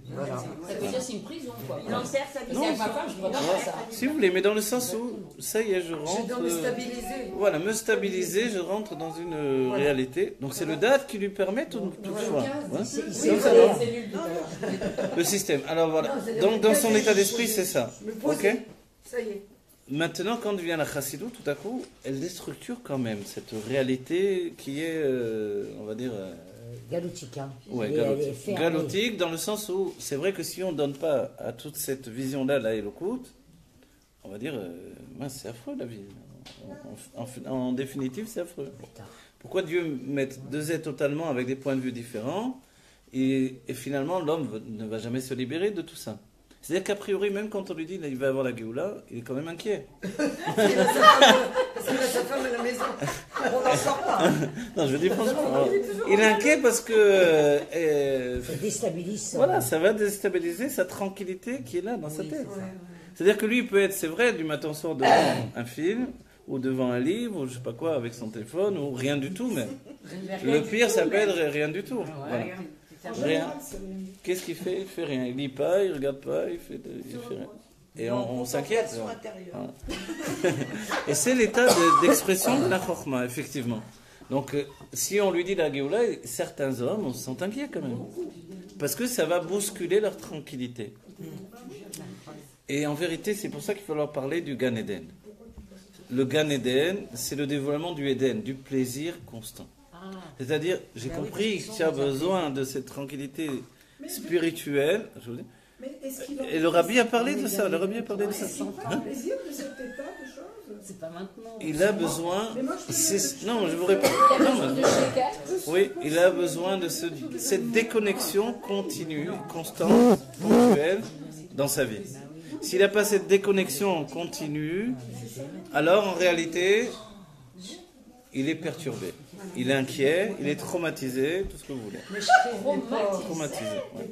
Traumatisé dès qu'il y a un changement trop. Mais vous savez, il y a des psys. Ouais. Vous parlez des psy avant, vous allez voir. Il y a des psys, il faut l'envoyer vite. Mais quand vous en parlez d'un psy à un homme, alors il va dire ça y est, je suis fou, je suis truc. Mais forcément, d'aller voir un psychologue pour un homme, un psychanalyste, alors c'est la fin du monde, vous voyez. Oui, oui, Voilà. c'est bien. Le rabbi a organisé la chose en disant de se faire un mashpia, vous voyez. Quand un homme se fait un mashpia, ça peut être bien pour lui parce que du moment qu'il a fixé, il a mis le khatima, c'est mon mashpia. C'est fini. Mais s'il est comme lui, Il il est- est quoi de lui? C'est tous les mêmes. Bah oui, c'est tous Ah, les alors là, mêmes. je vais vous dire une chose. Ah oui, c'est tous les Un mêmes. homme choisit son mashpia. En plus. Si c'est tous les mêmes. Tout pour faire. Ben nous aussi, si tu regardes bien, quand on cherche une machine, on va regarder celle qui nous correspond. Vous savez, c'est quand il y a même C'est un choix. il y a même des hommes qui ont des rabbinim à la carte. Ils savent qu'ils vont, Bloquez votre machine. Suivant la question. voilà, Suivant la question. ils veulent un éther, ils vont voir tel rab. Ils Ah veulent oui. une permission, ils vont voir tel rab. tel rab. Ah oui, Pas avec surtout pas celui-là. Non, pas celui-là, il n'y a pas Oui, de préférence des Néphilim, bien sûr. De toute façon, c'est vrai, l'homme, il est limité dans tout ce qu'il a. Quand ils sont jeunes. hein. Oui. Et Enfin, la femme, voilà. elle est Et obligée. si on résume, vous voyez, l'homme se résout à une idée. Fichez-moi la paix. C'est terrible, c'est affreux. Et moi, je vous le dis, je m'en rends compte. C'est-à-dire que même, je parle pas de quelqu'un d'autre, je parle de tous les hommes et de moi-même, oui. En échange, tu me demandes rien. Voilà, Mais exactement. c'est la Il y a- majorité, hein, Voilà. il n'y a pas des hommes. Mais alors, c'est quoi C'est l'homme. Oui, là, il faut comprendre. Après, Non, non, je veux dire, ouais. oui, c'est l'homme. Il a fait son tafkid, il a amené ce qu'il fallait. Ça y est. On est en train de parler, il m'avait dans tout, il n'y a pas. J'ai fait ce que je voulais. Mais oui, mais quand nous, on leur demande, on a l'impression toujours qu'on donne des ordres. Bon, il y a des façons de parler. Est-ce que tu peux, s'il te plaît, mon cher. Mais on est tout le temps en train d'être dirigiste. C'est-à-dire, si on ne lui dit pas quoi faire, il ne sait plus quoi faire. Oui, mais Non, c'est pas qu'il sait plus, c'est qu'il veut pas. Non, il ne sait plus. Non, parce qu'il veut pas faire. Vous lui donnez des ordres parce qu'il veut pas faire. Mais nous, on a l'impression d'être toujours pas des gourous, mais Non, mais voilà, mais comprenez bien. mauvais sang parce qu'on dit fais ça, fais ça. Non, il n'y a pas de mauvaise femme ou mauvaise mari. Il y a chacun qui a un système de fonctionnement. On a l'impression Non, alors c'est interdit de donner des ordres. d'être dans la, pas des ordres, voilà, d'être Non, dans mais la maintenant, demande. vous avez- D'être dans la demande. Est-ce que tu peux me faire C'est ça? dans la Est-ce que demande, tu- oui. On est tout le temps dans la demande. Ça ne vient pas tout seul. Non, ça ne lui viendra Maintenant, jamais. vous avez fait un constat de tout ça. Hein? Maintenant, vous avez fait un constat. Alors voilà. Qu'est-ce qu'on fait avec nos Alors, hommes on va dire la chose. Nous sommes la génération du Rabbi Meir Mashiach. Parce qu'il doit y avoir voilà. une solution qui est là. quand même. Voilà, nous sommes la génération du Rabbi Meir Mashiach. Et le Rabbi dit, la dernière fois on a fait un cours, il n'y avait pas beaucoup de monde ici dans la salle, il n'y avait que quelques centaines dans la pièce, les derniers cours. Mais à cause du ménage de Pessard, le pauvre. Mais le Rabbi dit que il faut savoir que la Géoula Amitid Ve'Shlema dépend de la Géoula de chaque juif. Le Rabbi dit ça. C'est-à-dire ça dépend de chacun et chacun d'entre les juifs. Vous voyez? C'est-à-dire que chacun doit atteindre notre Géoula. Parce qu'on va dire, mais pourquoi le Rav Korda il parle de ça au lieu de parler de Chassidut, plus Sphirot et Lokot, quoi. Alors là je vous parle de ça aujourd'hui, puisqu'on est ensemble, parce qu'en réalité on doit se rendre compte d'abord, comprendre, c'est déjà la moitié du chemin accompli, vous savez. Et la grande problématique de notre vie, c'est qu'on n'a pas compris comment ça marche. Exactement. Vous voulez plus, après, il y a un séminaire sur le groupe qu'on est en train de mettre en place, mais c'est pour aller de l'avant, c'est-à-dire mettre l'homme et la femme dans une compréhension, etc. Mais comprenez bien, ok, j'ai compris mon mari d'abord, vous vous rendez compte que c'est pas mon mari qui a un problème, c'est que tous les hommes sont structurés comme ça par Dieu. Si c'est Dieu qui l'a voulu, c'est qu'il y a une intention divine. Bossé Niflod Levado qu'il est en train de... Il fait des choses incroyables, lui tout seul, on ne comprend pas. C'est important, vous avez compris. Ça nous permet Voilà. Et moi je vous le dis, on n'est pas les voilà. Je vous le dis, mais les hommes ils vous diront pas tout ça parce que les hommes ils ne pensent pas à l'expliquer aux femmes. Pour eux ils croient que c'est inné de comprendre ces choses-là. Mais vous ne pensez pas que ce sentiment de liberté, que l'homme se donne, Non. où il s'enferme dans Ouais, ce se donne sentiment pas, de liberté, oui. la femme là, dans la vitalité de la vie. Oui, oui. Parce que quoi qu'on fasse, on n'a pas un sentiment d'emprisonnement. Exact. Qu'on fasse notre ménage, qu'on Exact. sorte, Exact. qu'on aille faire les courses. C'est toujours une liberté qui est constante en nous. D'accord. Oui, c'est Alors vrai. que l'homme, il a besoin d'un retrait pour justement se retrouver. Alors que nous, en allant vers la vie, on est en liberté. Oui, je suis d'accord avec vous. Mais c'est parce que le système de la femme est différent. Voilà, c'est pour ça. Voilà. Si on va pas vous expliquer le système de la femme, le système de la femme est différent. Moi j'ai l'impression que la femme elle est déjà sortie de la galoute. La femme, elle est déjà sortie de la galoute. Non, c'est pas évident. On va dire les choses. Le couple, non, je vous dis franchement entre nous, c'est un couple qui peut sortir de la galoute. Voilà, ensemble. Voilà. On est bien avancé. Non, là, voilà. La femme est en action. Oui. L'homme est dans un état de passivité. On est d'accord sur ça. Mais la passivité de l'homme, pour lui, c'est une action à part entière. Oui, c'est ça, oui, mais. C'est-à-dire que lui, il est. Non. Pourquoi nous sommes mariés mais pour ces jeunes filles-là, ça ne donne pas envie. Elles se disent, mais quoi, c'est ça une relation? D'accord, je vais avoir des enfants, mais je vais vivre ça. Elles n'ont pas envie. Et je le vois dans tous les vidéos. Ça fait peur un peu. Ça leur fait peur. Bon, alors on va dire qu'est-ce que la Géoula dans le couple? Le Rabbi attend que chacun d'entre nous sortions de notre exil personnel. Voilà. Non, mais je peux même vous répéter ce que vous avez dit. Non, mais c'est très bien. Le Rabbi attend que nous sortions de notre exil personnel. C'est trop là. Non, c'est bien que le sujet, ça nous captive. Le Rabbi attend que nous sortions de notre exil personnel et il nous dit que la Géoula dépend de chacun d'entre nous. Okay? Maintenant, on a dit avec ça, en même temps que cette idée-là, que la Géoula se déclenche de chaque famille, de chaque individu même. La Géoula, en réalité, est déjà là en même temps. Elle est déjà là. C'est-à-dire que si elle est déjà là, il faut ouvrir les yeux pour la voir. D'accord? Donc en fait, la Géoula, c'est un état de plaisir permanent qui est présent.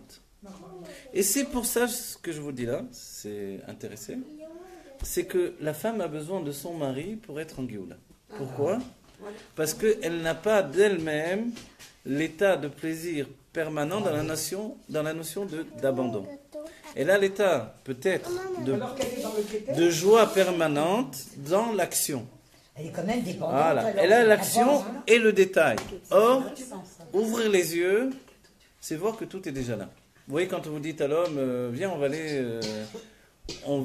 je sais pas moi, on va aller là-bas, on va voyager à Tahiti pour aller là-bas. Ah, qu'est-ce qu'on va faire là-bas? Pourquoi faire? Ben, on va aller à la plage. Mais il y a la plage ici, Nathaniel. Pourquoi faire? Alors, jusqu'à ce qu'il trouve l'endroit sur la plage où il peut aller tranquillement pour se baigner ou prendre son mikvé tranquille. On lui dit, viens, on va à Tahiti à la plage. Il n'a pas envie de bouger. Non, est-ce que la plage... Mais s'il part avec sa femme, il veut faire le tour. Il n'a pas envie, là. Il s'en va. Alors voilà. Là, vous avez dit un point important. On va le souligner. Ah bon? C'est vrai? C'est vrai. C'est vrai ça?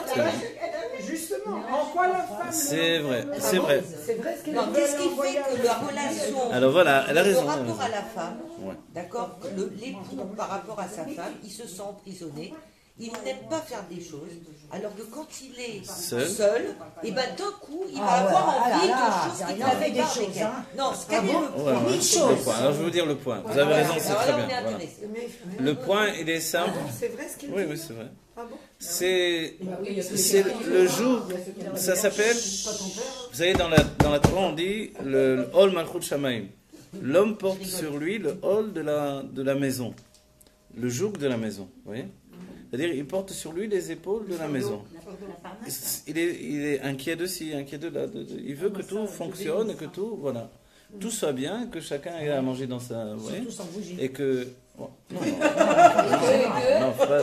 va travailler quand même, il va faire des choses. Non, il va travailler pour aider la Parnassa. Non, mais c'est encore d'accord de ça. Ouais, non. Non, ça c'est un fait. Non, quand même. Non, mais quand même, il va travailler, il se débrouille pour amener de l'argent. Il va savoir, il amène avec lui la Non, mais on a la retraite, on a la retraite. Mais... Non, vous êtes d'accord que... Il va quand même chercher de l'argent, il apporte tout à la maison, Mais pour lui, c'est un tel effort. Malgré que la femme, quand elle regarde, elle croit que c'est sa nature à lui. Voilà, bravo. C'est là où la femme est un peu perturbée. Elle croit que lui, c'est sa nature, qu'il s'éclate, qu'il s'amuse, qu'il est... Voilà. Mais en fait, c'est pas du tout sa nature. Sa nature, c'est...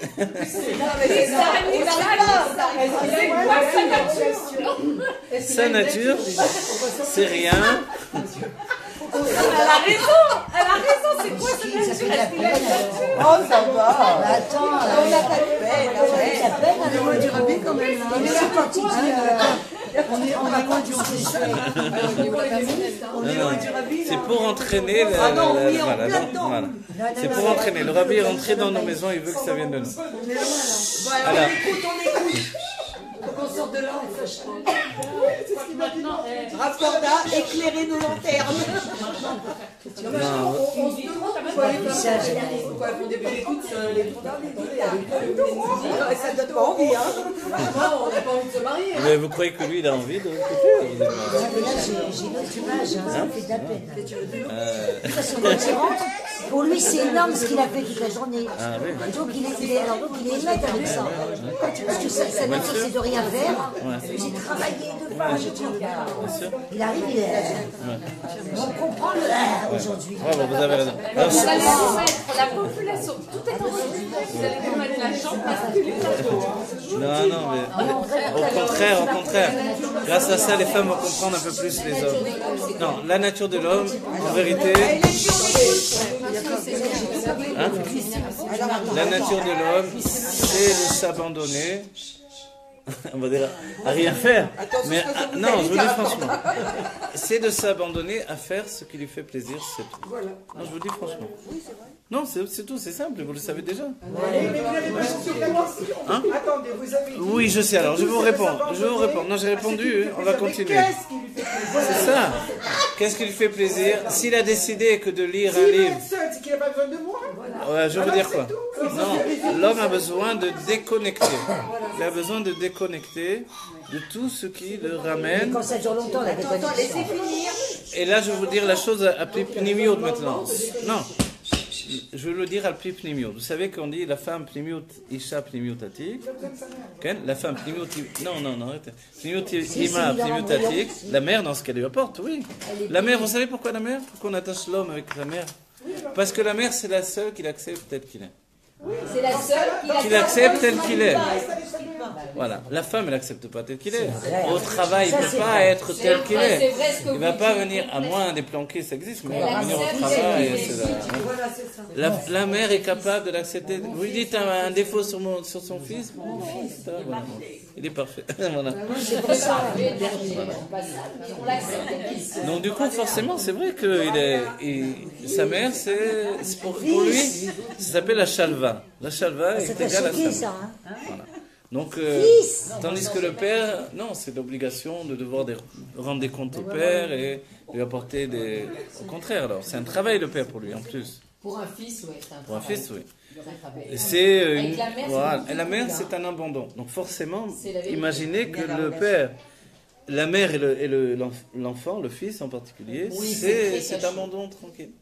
Avec la fille, c'est pas le même rapport. La mère et la fille, c'est un autre rapport. Voilà. Parce qu'elle lui dit rien. Exactement. C'est vrai, tu verras jamais une mère. Donc vous voyez, c'est vrai qu'on peut reprocher au fils, toi ce que tu veux, c'est ta mère, mais parce qu'avec sa mère, il est lui-même. Ouais. C'est-à-dire, on va dire, c'est quoi lui-même alors? Un enfant chouchouté, quoi. En fait, lui, il a besoin d'avoir du plaisir constamment, mais un plaisir où il a mis le Hachel. Vous savez, si c'est badat, c'est bon, si c'est pas badat, c'est pas bon. Ouais. Voilà, c'est-à-dire que le plaisir, vous lui donnez un nouveau plaisir, déjà il regarde. Même quand il y a un problème Voilà. avec sa femme. S'il ne connaît pas cet alcool-là, vous lui donnez ça, il n'a pas trop envie, il faut qu'on le force. Une nouvelle situation, etc. Il n'aime pas le changement. Il n'aime pas le changement dans le sens où le changement va devoir lui occasionner Des efforts. de rentrer, en fait, on va le dire, dans la bina. Ah, voilà. Il doit rentrer dans la bina. Ce que l'homme fuit, c'est la bina, sa bina à lui. Et sa bina, c'est celle qui doit toujours rendre des comptes pour chaque chose. La bina, c'est l'analyse. L'analyse, ça lui demande de sortir de son de lui. Vous savez ce qu'on dit dans... Son commun, on veut dire. Non, on va dire de son côté de tranquillité absolue. Voilà. Mais maintenant, imaginez bien que Dieu n'a pas fait tout ça pour rien. Il n'a pas mis... On entend... Si vous voulez... On va dire... Si j'entends bien, je traduis, mais les hommes, c'est des autistes ou quoi là? Non? Franchement, entre nous. Ça ressemble à des autistes. Hein? Vous êtes d'accord? Pour dire la vérité. Il y a des dargotes. Hein? C'est vrai. Ça ressemble de plus en plus à des autistes quand on parle comme ça. Et... Il faut qu'il se marie avec son tampon. Et vous... Hein? Il faut qu'il se marie avec... Avec son tampon. Le tampon. Ah oui, oui, oui. Oui, exactement. Exactement. Donc en fait, on va dire alors pourquoi Dieu fait ça? Parce que la nature de l'abandon qui est dans l'homme, elle est nécessaire pour la Géoula du couple. C'est-à-dire que pour le maintien du couple, s'il n'y avait pas ce côté de lâcher prise, d'abandon, la maison ne tiendrait pas. Parce que il faut qu'il y ait... Non, je vous dis franchement, maintenant, dans le bon côté, oui, sans aller pas chercher les défauts. Parce que la notion de travail, de remise en question constante, constant du côté féminin, et de l'annonce, et de il faut faire ça, le devoir absolu, continu, donc, etc. c'est pour l'éternité Voilà. En fait, ce système-là, c'est pas que les couples ont un problème. Le problème des couples, c'est qu'ils pensent qu'il y a un problème dans le couple. Voilà. Et les hommes le disent, et des fois on se dit, les hommes, voilà. Dès qu'on leur dit, viens, on va étudier sur le couple, ils disent, pourquoi il y a un problème, on a un problème. On va voir un psychologue, mais on a des problèmes, ça va pas. Voilà. En fait, en réalité, ça fait partie du projet divin. Lâcher prise, se donner du plaisir quand on a terminé le travail, c'est comme ça que Dieu a créé le monde. Adam. Quelque part, c'est que Adam dormait quand il a mis quand il était malade, C'est vrai, il a besoin d'une aide aussi. Non, mais avant qu'il crée la femme, il dormait Adam. D'un certain point de vue, en comprenant un peu toute en comprenant cette structure, on peut comprendre qu'en tout compte fait, on ne se rendra jamais mutuellement véritablement heureux. Parce qu'on ne trouvera jamais chez l'autre ce qu'on a besoin si on ne le trouve pas chez nous-mêmes. C'est-à-dire que le seul moyen d'être un couple abouti, si je peux dire ça, c'est d'arriver à trouver le véritable bonheur en nous, le véritable équilibre en nous, et à ce moment-là, d'être vraiment ézer kenegdo. Sinon, on ne peut pas y arriver. Donc on si on pas attend de son l'autre mari. mais il ne va jamais nous satisfaire. Et comme nous, comme on est une autre structure, on ne le satisfera jamais non plus. Alors que si on arrive à se recentrer et devenir carrément indépendant dans le bon sens du terme, alors à ce moment-là, on n'a plus de dépendance de notre mari ou de notre femme. On est dans une véritable liberté et dans un précepte, mettre un précepte. Alors voilà. Non, oui, je suis d'accord avec vous, et etc. On va rajouter quelque chose, d'accord? Donc, une femme Voilà, ne doit pas être dépendante de son mari. On va dire, Le voilà. bonheur d'une femme, est-ce qu'il doit être dépendant de son mari? Alors voilà, je vais vous rapporter des enseignements continus à tout ça. D'abord, on souhaite que le Rabbi Ménard Massière nous bénisse chacun d'entre nous pour qu'on ait le bonheur dans nos couples. Et pour ceux qui ne sont pas encore mariés, qu'ils trouvent leur âme, l'âme qui... Mais je vous assure que... Ah. là vous ne pouvez pas laisser les gens comme ça. Mais vive nos maris. Mais je vous dis, Justement, tu vas nous... je vous annonce la couleur. Je te jure que je vais plus le voir de la même chose.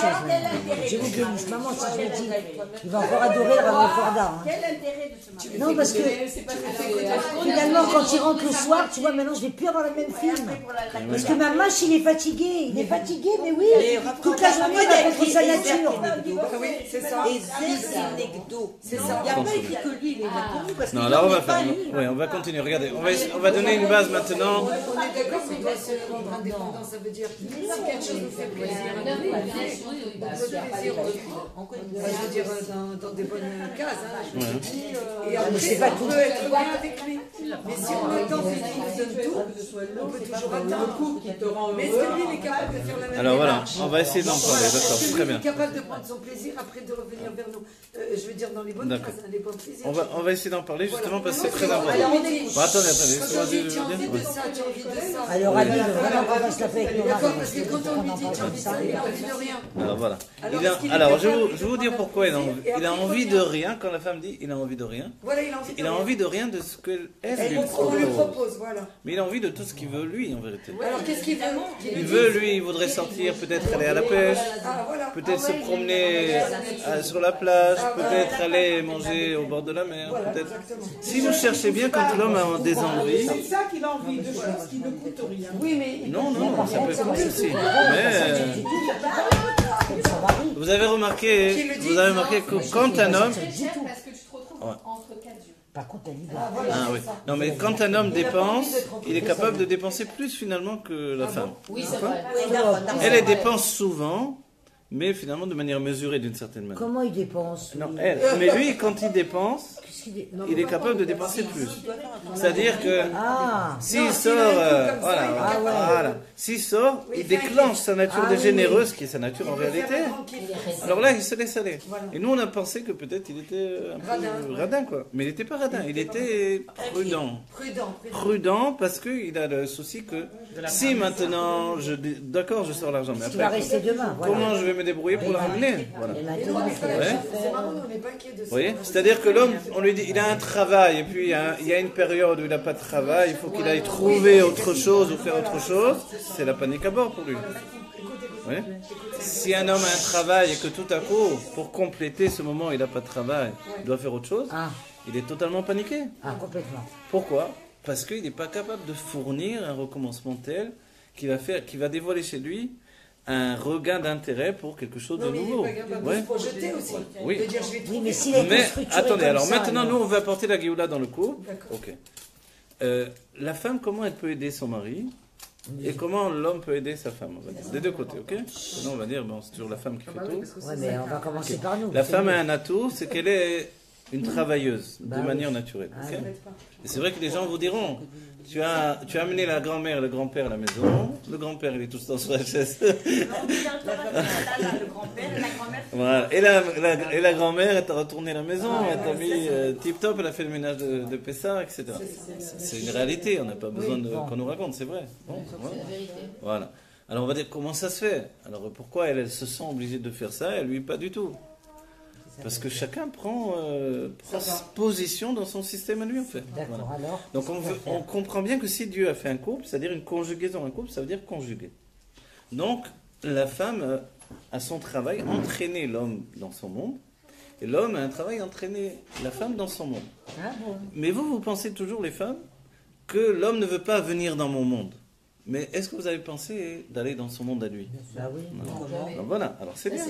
Voilà. C'est un monde silencieux, Alors, des femmes vous diront non, j'ai jamais. Parce que j'aime pas ce monde. Voilà. Parce Oui, que- mais silencieux ce Je l'aime monde. pas. Mais silencieux. Donc les femmes n'aiment pas le monde de l'homme, elles Bah, n'ont il est pas envie d'aller dans silencieux, son ce monde. monde. Mais Silencieux. voilà. Silencieux, Il est très silencieux, il est observatif, il est contemplatif, il a un plaisir. Non, il n'est pas un plaisir. Il a un plaisir pour lui. Voilà. Il a un plaisir pour lui. Attention, Non, mais il a un il n'est pla- pas un plaisir Mais un pour elle. plaisir, non, mais un plaisir pour lui, c'est un plaisir. C'est un plaisir. Oui. Seulement, Non, elle il n'y n'est trouve pas pas un du plaisir. plaisir. Alors la question, est-ce que nous, on doit se forcer pour les mêmes plaisirs? Ah ouais, c'est bon. On va dire une chose. c'est à nous de faire le On va travail. parler à un niveau. On va parler à un niveau plus bas. Regardez. Oui. Est-ce que l'homme n'aime pas être dans, entre guillemets maintenant, dans le lit avec sa femme? Oui. Oui, il aime ça. Oui. D'accord. Donc il y a un plaisir là conjugué. Ok. Il aime ça et il aime ça des fois plus que elle, plus qu'elle. Pourquoi? Voilà. Parce qu'elle finalement elle a d'autres sources de réalité, de plaisir, etc. Oui, voilà, c'est Voilà. ça. Qu'est-ce qu'elle a dit? Non, j'ai dit qu'il faudrait tout bouleverser pour vivre que horizontalement. Voilà.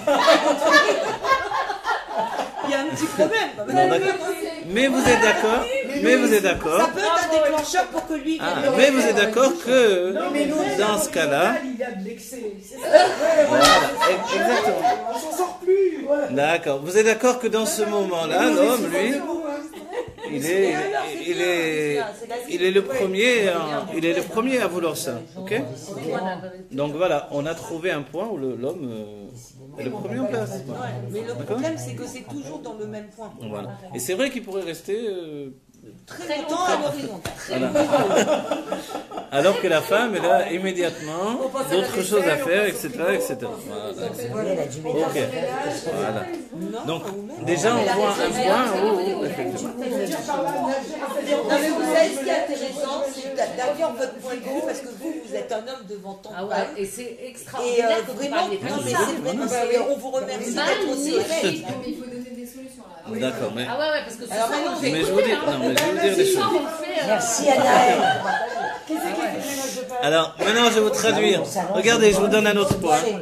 Les vacances pour une femme, c'est quoi? C'est d'aller à l'autre bout du monde, de voyager, de Non, voir. c'est très vrai à faire. Alors là, les vacances, pour c'est l'homme- dans son statut à lui. Pour l'homme, ça revient à quoi? Viens, on va dans la chambre.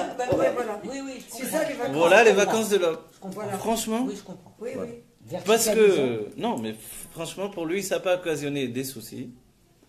Et ça lui a donné vraiment ce qu'il voulait comme plaisir. C'est le plaisir qu'il recherche, le plaisir. Je crois que c'est sa pause. Et en fait, quand on réfléchit bien, il veut fusionner avec sa femme. Vous voyez? Il veut fusionner avec sa femme. Il veut sa femme pour lui. Il est plus vertical qu'horizontal. Il veut que sa femme pour lui. Qu'elle s'occupe pas du frigo. On est plus horizontal comme l'homme. Il veut sa femme pour lui. L'homme est jaloux de ses enfants. L'homme est jaloux de ses enfants. Et des petits-enfants. Il est jaloux du téléphone. Il est jaloux des amis. Il est jaloux de tout le monde. Pourquoi? Tout ça, ça lui enlève sa femme. Voilà, il veut sa femme pour Il lui. faut dire la vérité, ok? Ok. C'est bon. C'est ça, c'est un enfant. Il veut un spectateur. Il a besoin qu'on regarde à rien faire. Mais c'est de l'amour. C'est un amour absolu égoïste. Je ne dis pas le Ah ouais, contraire. c'est un gars. C'est un amour dévorant. c'est un enfant, il est jaloux. Dans cette optique, ça peut être un enfant. Mais c'est un amour absolu. Mais attends, Dieu, c'est pas un Avec enfant. une copine au téléphone. Il est aussi nouveau pour lui, totalement. Lui, il est jaloux. Base, parce que j'aime pas quand Alors on dit, qu'est-ce que c'est la différence? La différence, c'est la chorma et la bina.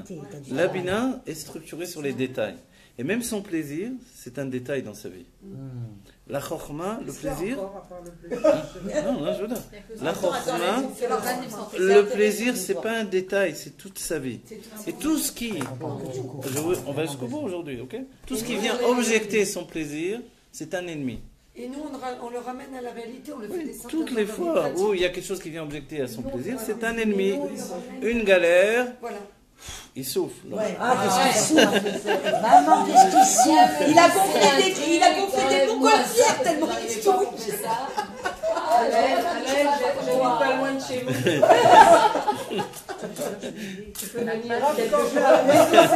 Est-ce que c'est normal que quand on demande quelque chose à un homme, de nous apporter quelque chose? Maintenant, il y a un truc de provision, il demande un truc spécifique. Ouf, il est debout. Mais je trouve pas. Il n'a même pas cherché. Debout. Penche-toi. Est-ce que c'est normal? Non, moi, écoute-moi, moi, les 10 morceaux de pain. Non, il faut pas. C'est là-bas. Moi, il était politicien.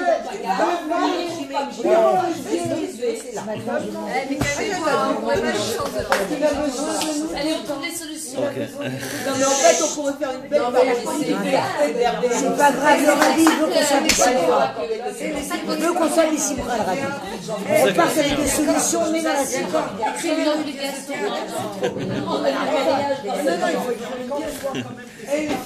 On va écrire une pièce de guerre. On va écrire une pièce de guerre. On en reparle aussi. Mais dans la généralité, il faut exprès aussi pour que l'on demande. Oui, c'est ce que j'ai dit. Alors, c'est... Ah, c'est les bases, ça fait la chambre.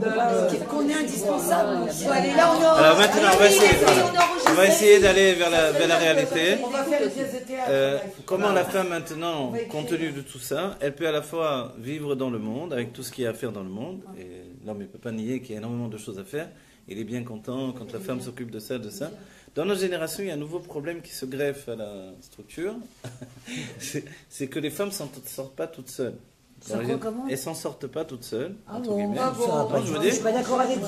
Vous voyez les jeunes couples, allez voir les jeunes couples. Tu fais une génération de jeunes. Attendez, venez, on finit.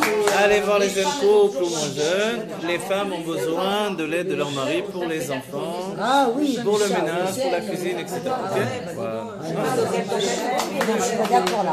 Allez voir les jeunes couples. Les jeunes Ah, couples. les jeunes couples, les vieux Non, c'est- couples. Ah ouais, on n'a Les pas jeunes besoin. couples, voilà, ils en sont à la va comme je te pose. Mais les autres, Ah oui, elle la nouvelle génération, dans la nouvelle génération, vous en rendez compte que quand vous mariez vos enfants, etc., Ah oui, sans arrêt. les femmes ne s'en Les sortent femmes, elles pas. ont beaucoup de mal. Elles ne s'en sortent pas, ça veut dire que, en réalité, entre nous, c'est-à-dire qu'elles ne veulent pas.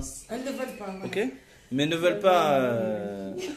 Elles ne veulent pas parce que. Elle travaille trop et l'autre écouter les Non, voilà. Alors en fait, voilà. Non, je viens pas dire que je viens pas critiquer les femmes ou les hommes dans cette histoire-là. Je viens vous dire que compte tenu de ça, l'homme a compris qu'il doit aider sa femme. Oui, voilà, il a plus d'obligations. Donc en fait, il a un sentiment que non seulement il doit travailler, et même si elle travaille, c'est un sentiment personnel, de toute façon, ça change rien, voilà. Donc il n'est pas structuré pour travailler, il est obligé de travailler. Mais même à la maison, qui est lui synonyme de repos, plaisir, abandon, même à la maison, il doit travailler. Donc en fait, l'homme est dans un système de surmenage, de dépression, de... je vous dis, non, je vous dis la mentalité et le sentiment. Voilà. Des nouvelles générations, dans le... On va dire les anciennes générations. Alors, Non, c'est complètement différent. On a pris énormément Oui, c'est de leçons, complètement hein. différent. Énormément. mais les anciennes générations, elles avaient fait le système, chez les Sfaradim en tout cas, que l'homme c'est le maître à la maison, donc il fait 3 fois rien. Voilà, la femme elle fait tout le reste. Et c'est vrai que même les aides ménagères, les femmes Sfarad n'ont pas l'habitude de tout ça. Elles font tout d'elles-mêmes. Okay. Alors qu'une Ashkénaze, vous lui dites, ton mari ne t'aide pas. On va dire, mais qui donne l'argent pour faire venir une femme de ménage et voilà, c'est On n'a jamais dit qu'on était malheureux, c'est ce système. Voilà, je dis, c'est un autre système de fonctionnement. Voilà. Non, moi je suis pas du tout d'accord avec toi. C'est nous qui l'avons. C'est nous qui l'avons instauré ce système. C'est nous qui l'avons reçu Reçu de nos grands-parents. Oui, On l'a pas instauré. On l'a perpétué. Et c'est pour ça qu'aujourd'hui il faut que ça change. Voilà. Et c'est pour ça que les filles. Voilà. Pourquoi c'est plus possible? On n'a plus d'enfants à la maison, on n'a plus rien. Non, d'accord, mais c'est pour ça que les filles. Voilà. Je suis pas d'accord. Plus personne. Non, on n'a plus personne, on n'a plus besoin de C'est pour ça que les filles de ces. On n'a plus d'enfants qui nous salissent. Non, mais ça veut dire. C'est pour ça que la nouvelle génération est différente. Pourquoi? Alors on va dire. On va pas faire comme les jeunes qui jettent leur mari au bout de 2 ans. On va pas faire comme elles. Alors attends, il va conclure et nous. Ah, non, ça on demande d'annoncer en régie que très bientôt, effectivement, il va y avoir un séminaire pour le couple. Après Pessah, il faut y rentrer. Toutes les solutions et tout ça. Sachez que quand on exprime tout ça, c'est déjà énorme. C'est vraiment de rentrer dans le sujet à part entière et d'exprimer le sujet sans fausse honte. D'accord? Mon mari et qui va entendre que l'homme c'est le plaisir et qu'il ne faut pas lui casser la tête. Non, vous n'avez pas compris. Non, ça, c'est le rabbi, le mari, il le sait déjà lui-même autant que le rabbi, mais la femme ne le savait pas. Non, je vais vous dire dans le sens, vous savez, le savait pas comme, je vais vous le dire, la femme ne le savait pas comme une idée, dans l'idée que Dieu l'a construit comme ça. Elle pensait que son mari n'est pas normal, que son mari n'est pas comme il faut. Et c'est pour ça que les gens divorcent. Pourquoi les gens divorcent? Parce qu'ils pensent qu'ils vont trouver un meilleur mari à côté. Franchement. Mais en fait, l'autre, il n'est pas mieux, c'est un homme aussi. Voilà. Qui divorce. Attendez, ça veut dire que les femmes, elles ont tout compris. Elles demandent tout. Nous, on n'a rien demandé, on n'a rien eu. Elles demandent tout. Alors, est-ce que c'est bien de tout demander? Elles ont de la chance. Elles vont en Thaïlande, elles vont en vacances, elles vont. Et là, ça fait ça. Elles ont des bijoux, elles demandent tout. Nous, on n'a rien demandé, on n'a rien eu. Elles demandent tout, elles ont tout. Elles ou alors ont elles tout. changent de mari. Voilà. Est-ce qu'elles ont tout vraiment? Alors regardez, maintenant nous on est l'adore de la Géoula, on veut vivre la Géoula. Il faut les solutions. On va pas apporter toutes les solutions parce que c'est un sujet infini, mais en tout cas on va dire que la femme doit provoquer chez l'homme un plaisir également dans ses intérêts à elle. Mais elle ne peut pas lui passer un vêtement qui ne lui appartient pas. Vous voyez? Il y a l'exemple de David, quand Shaoul a donné à David son armure. David qui était plus petit, et Shaoul était très grand, il dépassait de tout le monde de 3 têtes comme ça. Quand David, qui était petit, a mis l'armure de Shaoul, enfin la côte de maille en vérité, et s'est ajusté exactement. Il a eu peur. Il a compris que c'était le roi d'Israël. Le prochain roi, c'est ça. Quand la femme met son vêtement à l'homme, ça ne lui va pas du tout. Ça ne s'ajuste pas du tout. Et après, elle va se plaindre, elle va raconter à ses amis, je lui ai demandé ça, c'est la fin du monde pour lui. Mais en vérité, voilà.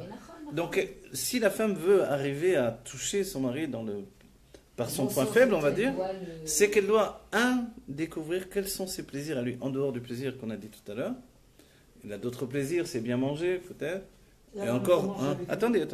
Il a d'autres plaisirs, boire un verre, se détendre, etc. Elle a compris déjà que tous ses plaisirs à lui sont basés sur la détente, sur la tranquillité, sur fiche-moi la paix, etc. Donc il faut qu'elle conjugue son activité constante avec de la détente et qu'elle gagne aussi une nature de détente. Donc c'est à nous de nous adapter à lui en fait. La femme a un problème dans la génération de la Géoula, c'est qu'elle veut tout le temps que son mari s'adapte à elle, mais elle ne veut jamais s'adapter à son mari. Il faut l'avouer, les femmes n'aiment pas entendre ça, mais voilà. Les femmes n'aiment pas tellement s'adapter à leur mari, au système de lâcher prise, s'abandonner. Et finalement, voilà, quand elle-même, à un moment ou à un autre, elle veut provoquer son mari sur des abandons comme ça, lui, il y croit plus tellement. Il y croit plus tellement parce qu'il s'est tellement habitué à ne pas trouver avec elle un abandon qu'il s'imagine déjà une galère avec elle. Oui, il y a quelque chose derrière. Donc, on lui dit, mais comment ça se fait, tout seul tu es parti, ou avec des amis tu es parti, tu t'es bien amusé, ou tu es parti sur un voilier, j'en sais, je dis, oui. Et avec moi tu n'as pas voulu faire? Parce qu'avec elle, il emporte toute la maison, les enfants. Et elle n'est pas capable de déconnecter. Et on le voit avec les téléphones aujourd'hui. La femme, elle a greffé le téléphone dans la main. Non, mais c'est pas vrai. Oui, excusez-moi, si vous êtes une exception, c'est une exception. Ou le mari, des fois. On s'appelle le mari, mais de manière générale, le système de la communication constante est très féminin. Vous êtes d'accord? Autre chose, les enfants, les petits-enfants. C'est beaucoup la communication continue. La femme ne peut pas supporter l'instant de silence.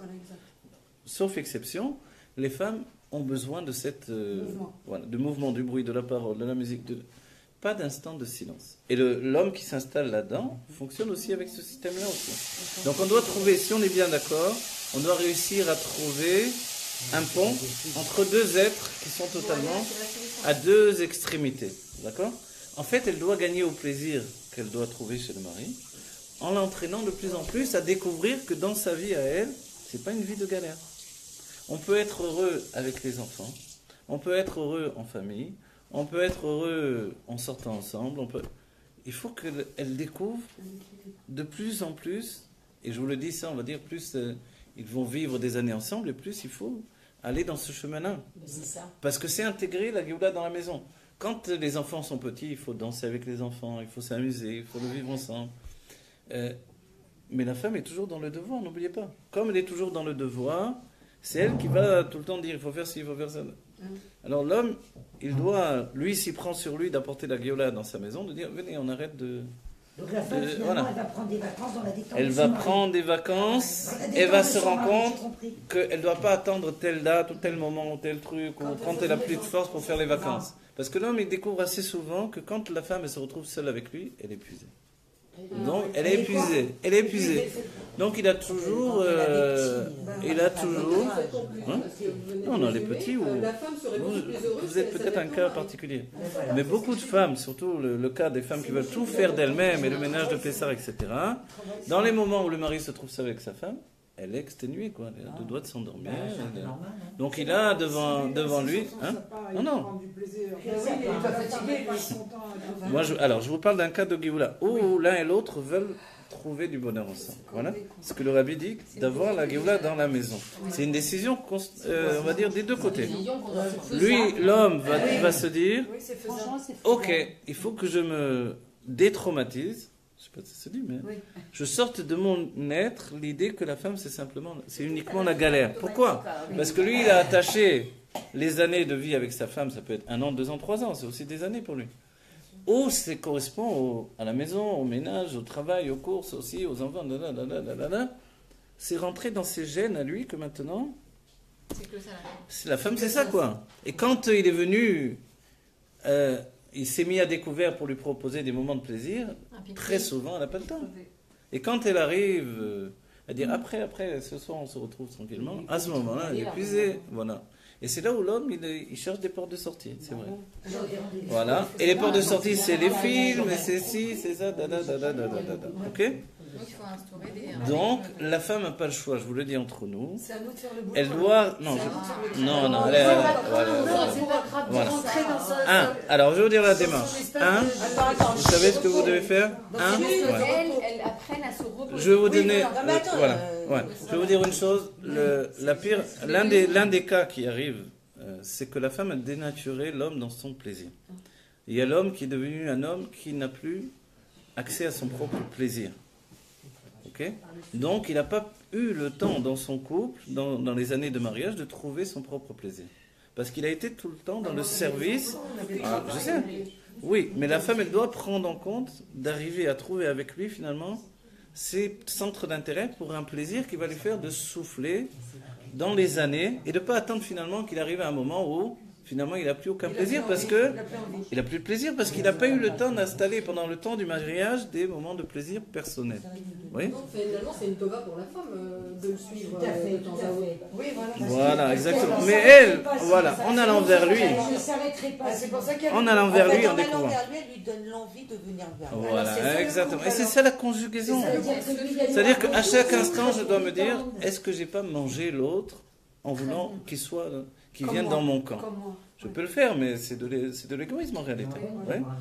Donc en fait, je dois trouver ce point commun de ralliement. C'est-à-dire la femme elle doit être capable de dire j'arrête tout aujourd'hui, je suis avec toi. C'est pas sa nature. Non. Elle n'est pas du tout. C'est-à-dire un jour elle dit bon voilà une femme qui a déjà les enfants mariés etc. Mais des fois elle n'est même pas capable cette femme de dire aujourd'hui on va pas voir les petits enfants, on est tous les deux ensemble. Non, mais je dis, vous êtes le cas, confirme la règle. Voilà. Déjà parti à Tel Aviv. Ah voilà, c'est très bien. Voilà. Ou de dire, on va à la pêche, on va tout. Ah voilà, et maintenant, voilà. Voilà. Mais souvent, c'est vrai que comme lui, si lui est habitué à lui faire plaisir, il y a les hommes à un moment, ils veulent faire plaisir à leur femme. Comme plus rien ne leur fait plaisir, puisque plus rien n'est équivalent à leur plaisir personnel, donc tout ce qu'elle veut, si ça te fait plaisir, d'accord. On va en Inde, si ça te fait plaisir. Oui, mais on a l'impression que ça lui fait pas plaisir. Mais ça lui fait pas... Non, ça lui fait pas plaisir. Ça lui fait pas plaisir. Pourquoi ça lui fait pas plaisir? Parce qu'il s'est déconnecté. Parce qu'il ne sait pas quel est son plaisir. Elle ne lui a pas donné pendant tout le temps. Elle n'a pas fait exprès, je ne dis pas qu'elle a fait exprès. Mais dans la pression, la panique du quotidien, elle ne l'a pas laissé installer ses propres plaisirs. Donc il est déconnecté de ses plaisirs dans le monde. Il ne connaît que les plaisirs d'abandon vers lui-même. C'est-à-dire ces plaisirs, ils n'ont pas beaucoup d'espace autour de lui. Voilà. C'est les plaisirs entre lui et la télévision, lui et la chambre, lui et le livre, lui et le fauteuil du salon. Vous voyez? Voilà. C'est-à-dire qu'il ne connaît que ça. C'est le seul endroit qui lui reste pour trouver du plaisir. C'est affreux. Mais en réalité, ça aurait pu être différemment. Ça aurait pu être que dans la recherche de plaisir qu'il a au quotidien. C'est-à-dire que pour l'homme, une journée, si ce n'est pas une journée de plaisir, c'est une journée de galère. Pour la femme, elle est contente du devoir accompli. Aujourd'hui, on a fait ça, on a fait ça, on a fait ça, on a fait ça. Et lui, c'était une journée de galère. Je vous dis franchement, je vous dis en tant qu'homme maintenant. Voilà. Voilà. Mais lui, vous êtes étonné. Un point de perspective qui vient de l'homme vers la femme. Maintenant, est-ce que vous pourriez parler du point de perspective qui va de la femme vers l'homme? Non, c'est quand même important. De l'homme vers la femme. Non, de la femme. C'est-à-dire, non, de l'homme vers la femme, voilà ce qu'attend l'homme de sa femme. De l'homme vers la femme. Ah, c'est-à-dire, voilà comment l'homme, le besoin de l'homme. Venez, on se positionne de l'autre côté. Et il y a un vrai problème. C'est-à-dire que si la femme ne fait pas cette démarche, alors on va rencontrer des blocages. Oui, bien sûr. C'est-à-dire qu'il y a un vrai problème. Donc, quelque part, la femme, elle doit être dans un véritable, déjà une grande intelligence, de pouvoir aller dans la manipulation intelligente pour pouvoir, on va dire, attraper son mari. d'une certaine manière, et que si ça passe pas par elle, et ben ça passe pas. Voilà. Bah oui, on va dire une chose. Regardez, je vous donne un exemple. Mais je vais vous donner un exemple simple. Regardez. Il y a énormément de fois où il y a une incompréhension. On ne se comprend pas. Exactement, c'est le problème de communication qui est le problème. Mais c'est pour ça qu'il faut savoir qui est l'autre. Première chose, première étape. Voilà. Qui est l'autre? Ok. Ça fait quoi? Ça descend la chose. D'abord, ça descend la pression et puis ça descend la chose. De se connaître, c'est l'homme qui est comme ça en général. Voilà. Les hommes sont comme ça, Dieu les a créés comme ça. La femme est différente pour l'homme, la femme. Là-dedans, parce que si elle ne s'arrête jamais, elle va imploser. Elle se tue. Elle tue la maison, elle casse. Exactement. C'est notre intérêt aussi. Et le plus tôt on le fait, et le plus tôt on a gagné une communication et une conjugaison. C'est-à-dire qu'arrive à un moment donné, une femme qui va être constamment dans l'éducation, entre guillemets, de son mari, ou dans la... je sais pas... Non, moi j'ai pas parlé de ça. Pas d'éducation, mais dans une certaine gestion de la relation. Excusez-moi, mais à un moment donné, il y a quand même un flux qui vient des... Je vais vous dire un point que vous avez oublié. Le mariage, c'est autant pour l'homme que pour la femme. C'est-à-dire que si Dieu a voulu que l'homme soit un être qui recherche le plaisir, c'est parce que la femme a besoin de ce plaisir. Mais la femme ne s'accorde pas en réalité ce plaisir parce qu'elle est basée... On se permet pas. Oui, parce qu'elle est mais l'homme, il demande et l'homme aussi doit aller dans le plaisir de sa femme. Oui, mais l'homme, c'est pour ça que la Torah... On ne s'autorise pas, on se permet pas. Non, mais on ne parle pas de tâche ménagère. Une femme, elle n'est pas reliée à la tâche ménagère. Une femme, elle a besoin peut-être aussi d'être nourrie d'une certaine manière, je ne sais pas. Quelquefois, on se culpabilise parce qu'on ne fait rien. Nous, quand on se lâche, on ne fait rien.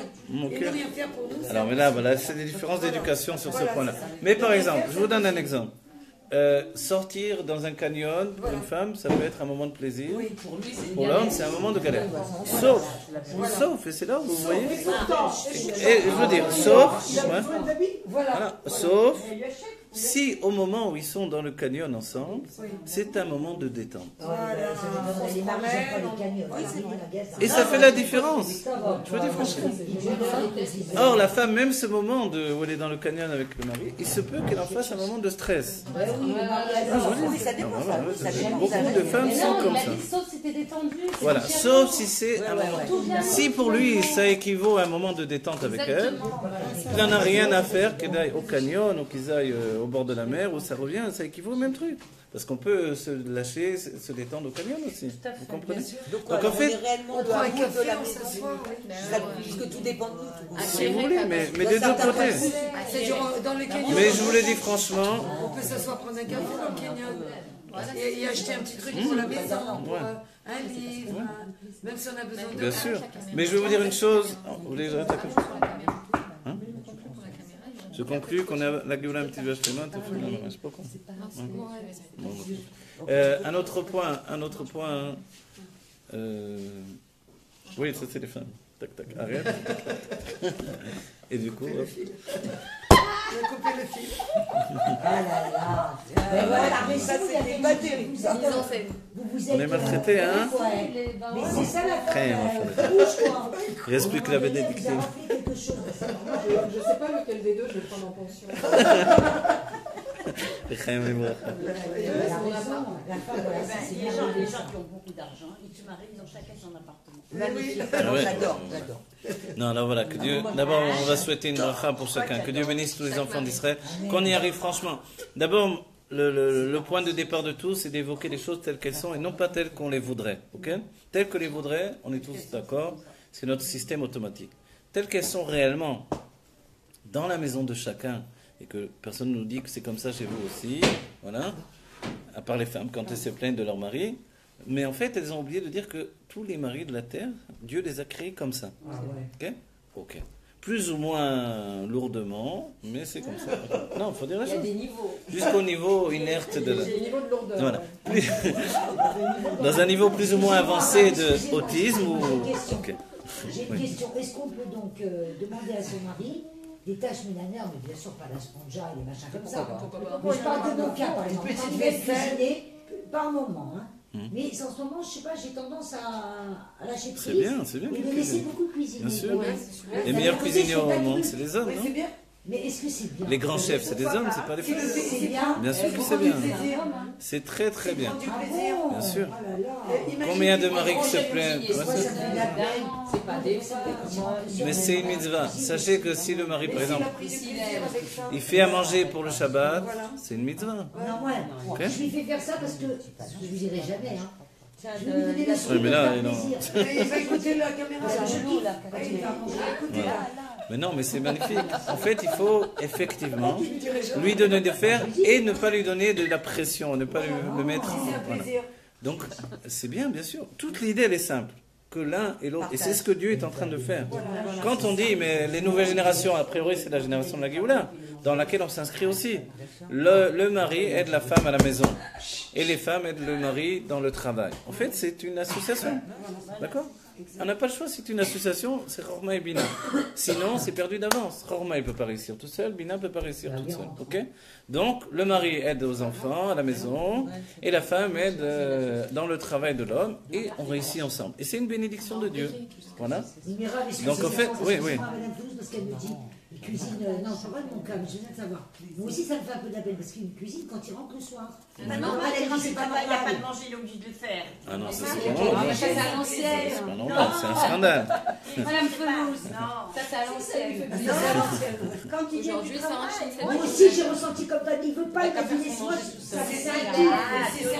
ça m'occupe, c'est dans la journée, il est là, il cuisine, il a envie, mais du travail, il vient, il a envie de manger.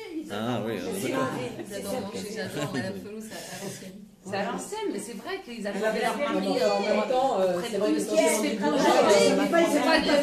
il lâche son fleu dans la bande. C'est pas malheureux, c'est un œuf, ils ne savent pas faire. Bon alors, Bekitso, il faut conjuguer les deux mondes au quotidien. Voilà, c'est simple alors. Il faut conjuguer l'activité et le plaisir, et dans ce cas-là, on aura une vraie union dans le couple. C'est simple. En fait, c'est vraiment pas compliqué. Mais il faut le faire en pleine conscience, avec beaucoup de patience des deux côtés, en fait. Si l'homme n'a pas la patience pour le stress qui jaillit de la femme, il pourra pas communiquer avec elle, continuer. Okay? Si elle n'a pas la patience pour sa tranquillité, on le voit avec les enfants, etc. Vous voyez, sa manière de dédramatiser, comment on dit, dédramatiser la chose, c'est d'aller tranquillement vers la chose. Vous voyez, alors qu'elle court et s'affole, etc. Alors que bon, un enfant qui pleure, la femme, c'est la fin du monde. Pour lui, il pleure tout le temps les enfants. Ça change. Voilà. Donc pour lui, c'est pas grave. Donc il va tranquillement. Et en allant tranquillement, c'est pas qu'il s'en fiche. C'est pas qu'il est endormi. C'est que c'est comme ça qu'il neutralise la difficulté de la chose. Il est en train de... Ouais, non, c'est vrai, je vous dis. Ouais. Non, mais voilà. Mais parce que dans ce cas-là, chez lui, c'est un système pour dire c'est pas grave. Et c'est le système de pense bien et tout ira bien qui met en place. Instinctivement, je vous le dis. Mais la femme, c'est tout va mal, pense mal et tout va mal. Ouais. Automatiquement, là, se peut en elle, vous le savez bien.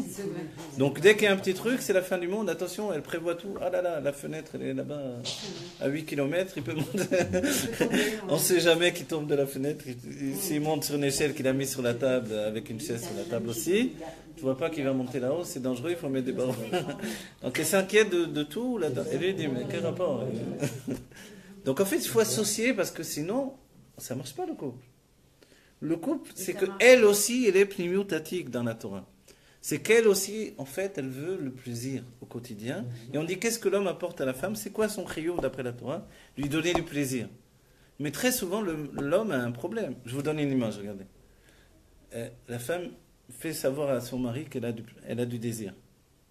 La Torah dit immédiatement, il se libère vers elle. Et entre nous, il y a peu d'hommes qui sont là en train de dire j'ai pas le temps, je suis fatigué, j'ai pas envie. Dieu bénisse ça. Voilà. Même qu'il est fatigué, tout ce que vous voulez, tout va bien, ok? D'un autre côté, si l'homme montre du désir à sa femme, c'est pas pour autant qu'elle n'en a pas moins une machine à mettre en route et des enfants à s'occuper. C'est le ménage de Pessah quand même. Alors voilà. À cette heure-là, tu peux pas attendre ce soir. Ce soir, maintenant le soir, lui, il sait qu'il va avoir une somnambule, etc. Ouais. Donc on va dire, quel est le point de différence? C'est que lui, on lui parle plaisir en vérité. Du plaisir, Un plaisir qui ne demande pas... Une préparation. Voilà. Un plaisir en fait qui est à proximité de lui. Comme l'enfant, c'est vrai que là c'est très attaché à l'enfant. Un plaisir immédiat. Mais il est le premier. Voilà. En fait, il faut savoir dans la vie intégrer des plaisirs immédiats et structurer de plus en plus une vie où on conjugue les plaisirs immédiats avec les tâches à accomplir. Et ça, c'est le yichud de Chokhmah et Bina. C'est l'union de l'homme et de la femme. Et la femme aura beau. Ah, c'est ça qui sont. Allez, on va des bonnes nouvelles. Donc vous avez compris, ça c'est la solution de tout le système. C'est pas facile, c'est plus difficile que tout. C'est pas facile pour lui et pour elle. On peut avoir un moment de conscience où on prend sur nous, mais après chasser le naturel, il revient au galop. Et à nouveau, on n'a pas trop envie de faire des concessions sur notre manière d'être, etc. Mais au bout du compte, sachez que quand une femme a vu passer des années et puis elle se rend compte que quand les enfants vont se marier chacun de l'autre côté et puis qu'ils n'ont rien à se dire parce qu'ils sont gênés de se retrouver tous les deux seuls. Que Dieu préserve. Que Dieu préserve. Ou même avant ce moment-là, c'est-à-dire que les enfants, le bruit, le truc, tout à coup ils sont en face l'un de l'autre à table, ils sont gênés, ils n'ont rien à se dire, etc. Il faut se préparer à ça. Voilà. Ça fait peur. Ça veut dire ça peut être déjà là. Il y a des gens qui divorcent. Oui, Ok. Il y en a qui sont en dépression quand les enfants sont bons. Il y en a qui sont en dépression. C'est l'occasion de reconstruire. Mais voilà, c'est pour ça que notre vie, c'est pas juste d'anticiper le mal qui va venir, c'est d'anticiper le bonheur, le provoquer au quotidien. Il a un système, ok, il n'est pas dans un système de dévoilement actif, il a un système de plaisir passif, mais moi je vais intégrer dans ma vie également d'intégrer aussi ce plaisir immédiat, en même temps que l'action de continue de tout ce que l'on doit accomplir se fait au quotidien. Ça s'appelle Chacham Bebina et Mevin Bechokma, c'est-à-dire l'union de Chokhmah et Bina. Et avec ça, vous allez vous rendre compte que des tas de choses qui étaient une galère pour lui, du moment qu'ils sont accompagnés d'une bonne atmosphère, ça marche. Ça, c'est vrai. Donc il faut le reconnaître. Ce que vous avez dit, c'est la bonne seconde. Ça veut dire qu'il faut le protéger.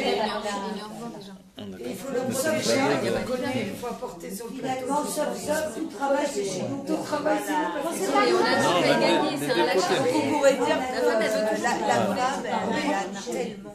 Oui, on est d'accord. Elle a tout dans les mains, une clique, c'est fini. Oui, cette détente. Akeret Abaï, c'est le Cette détente, en fait, est-ce que. C'est pour nous rappeler. Voilà, on va rester là de ce côté. Que l'on vive la Géoula, Terefumé Mamash, avec l'aide galop du Rabbi Mener Mashiach.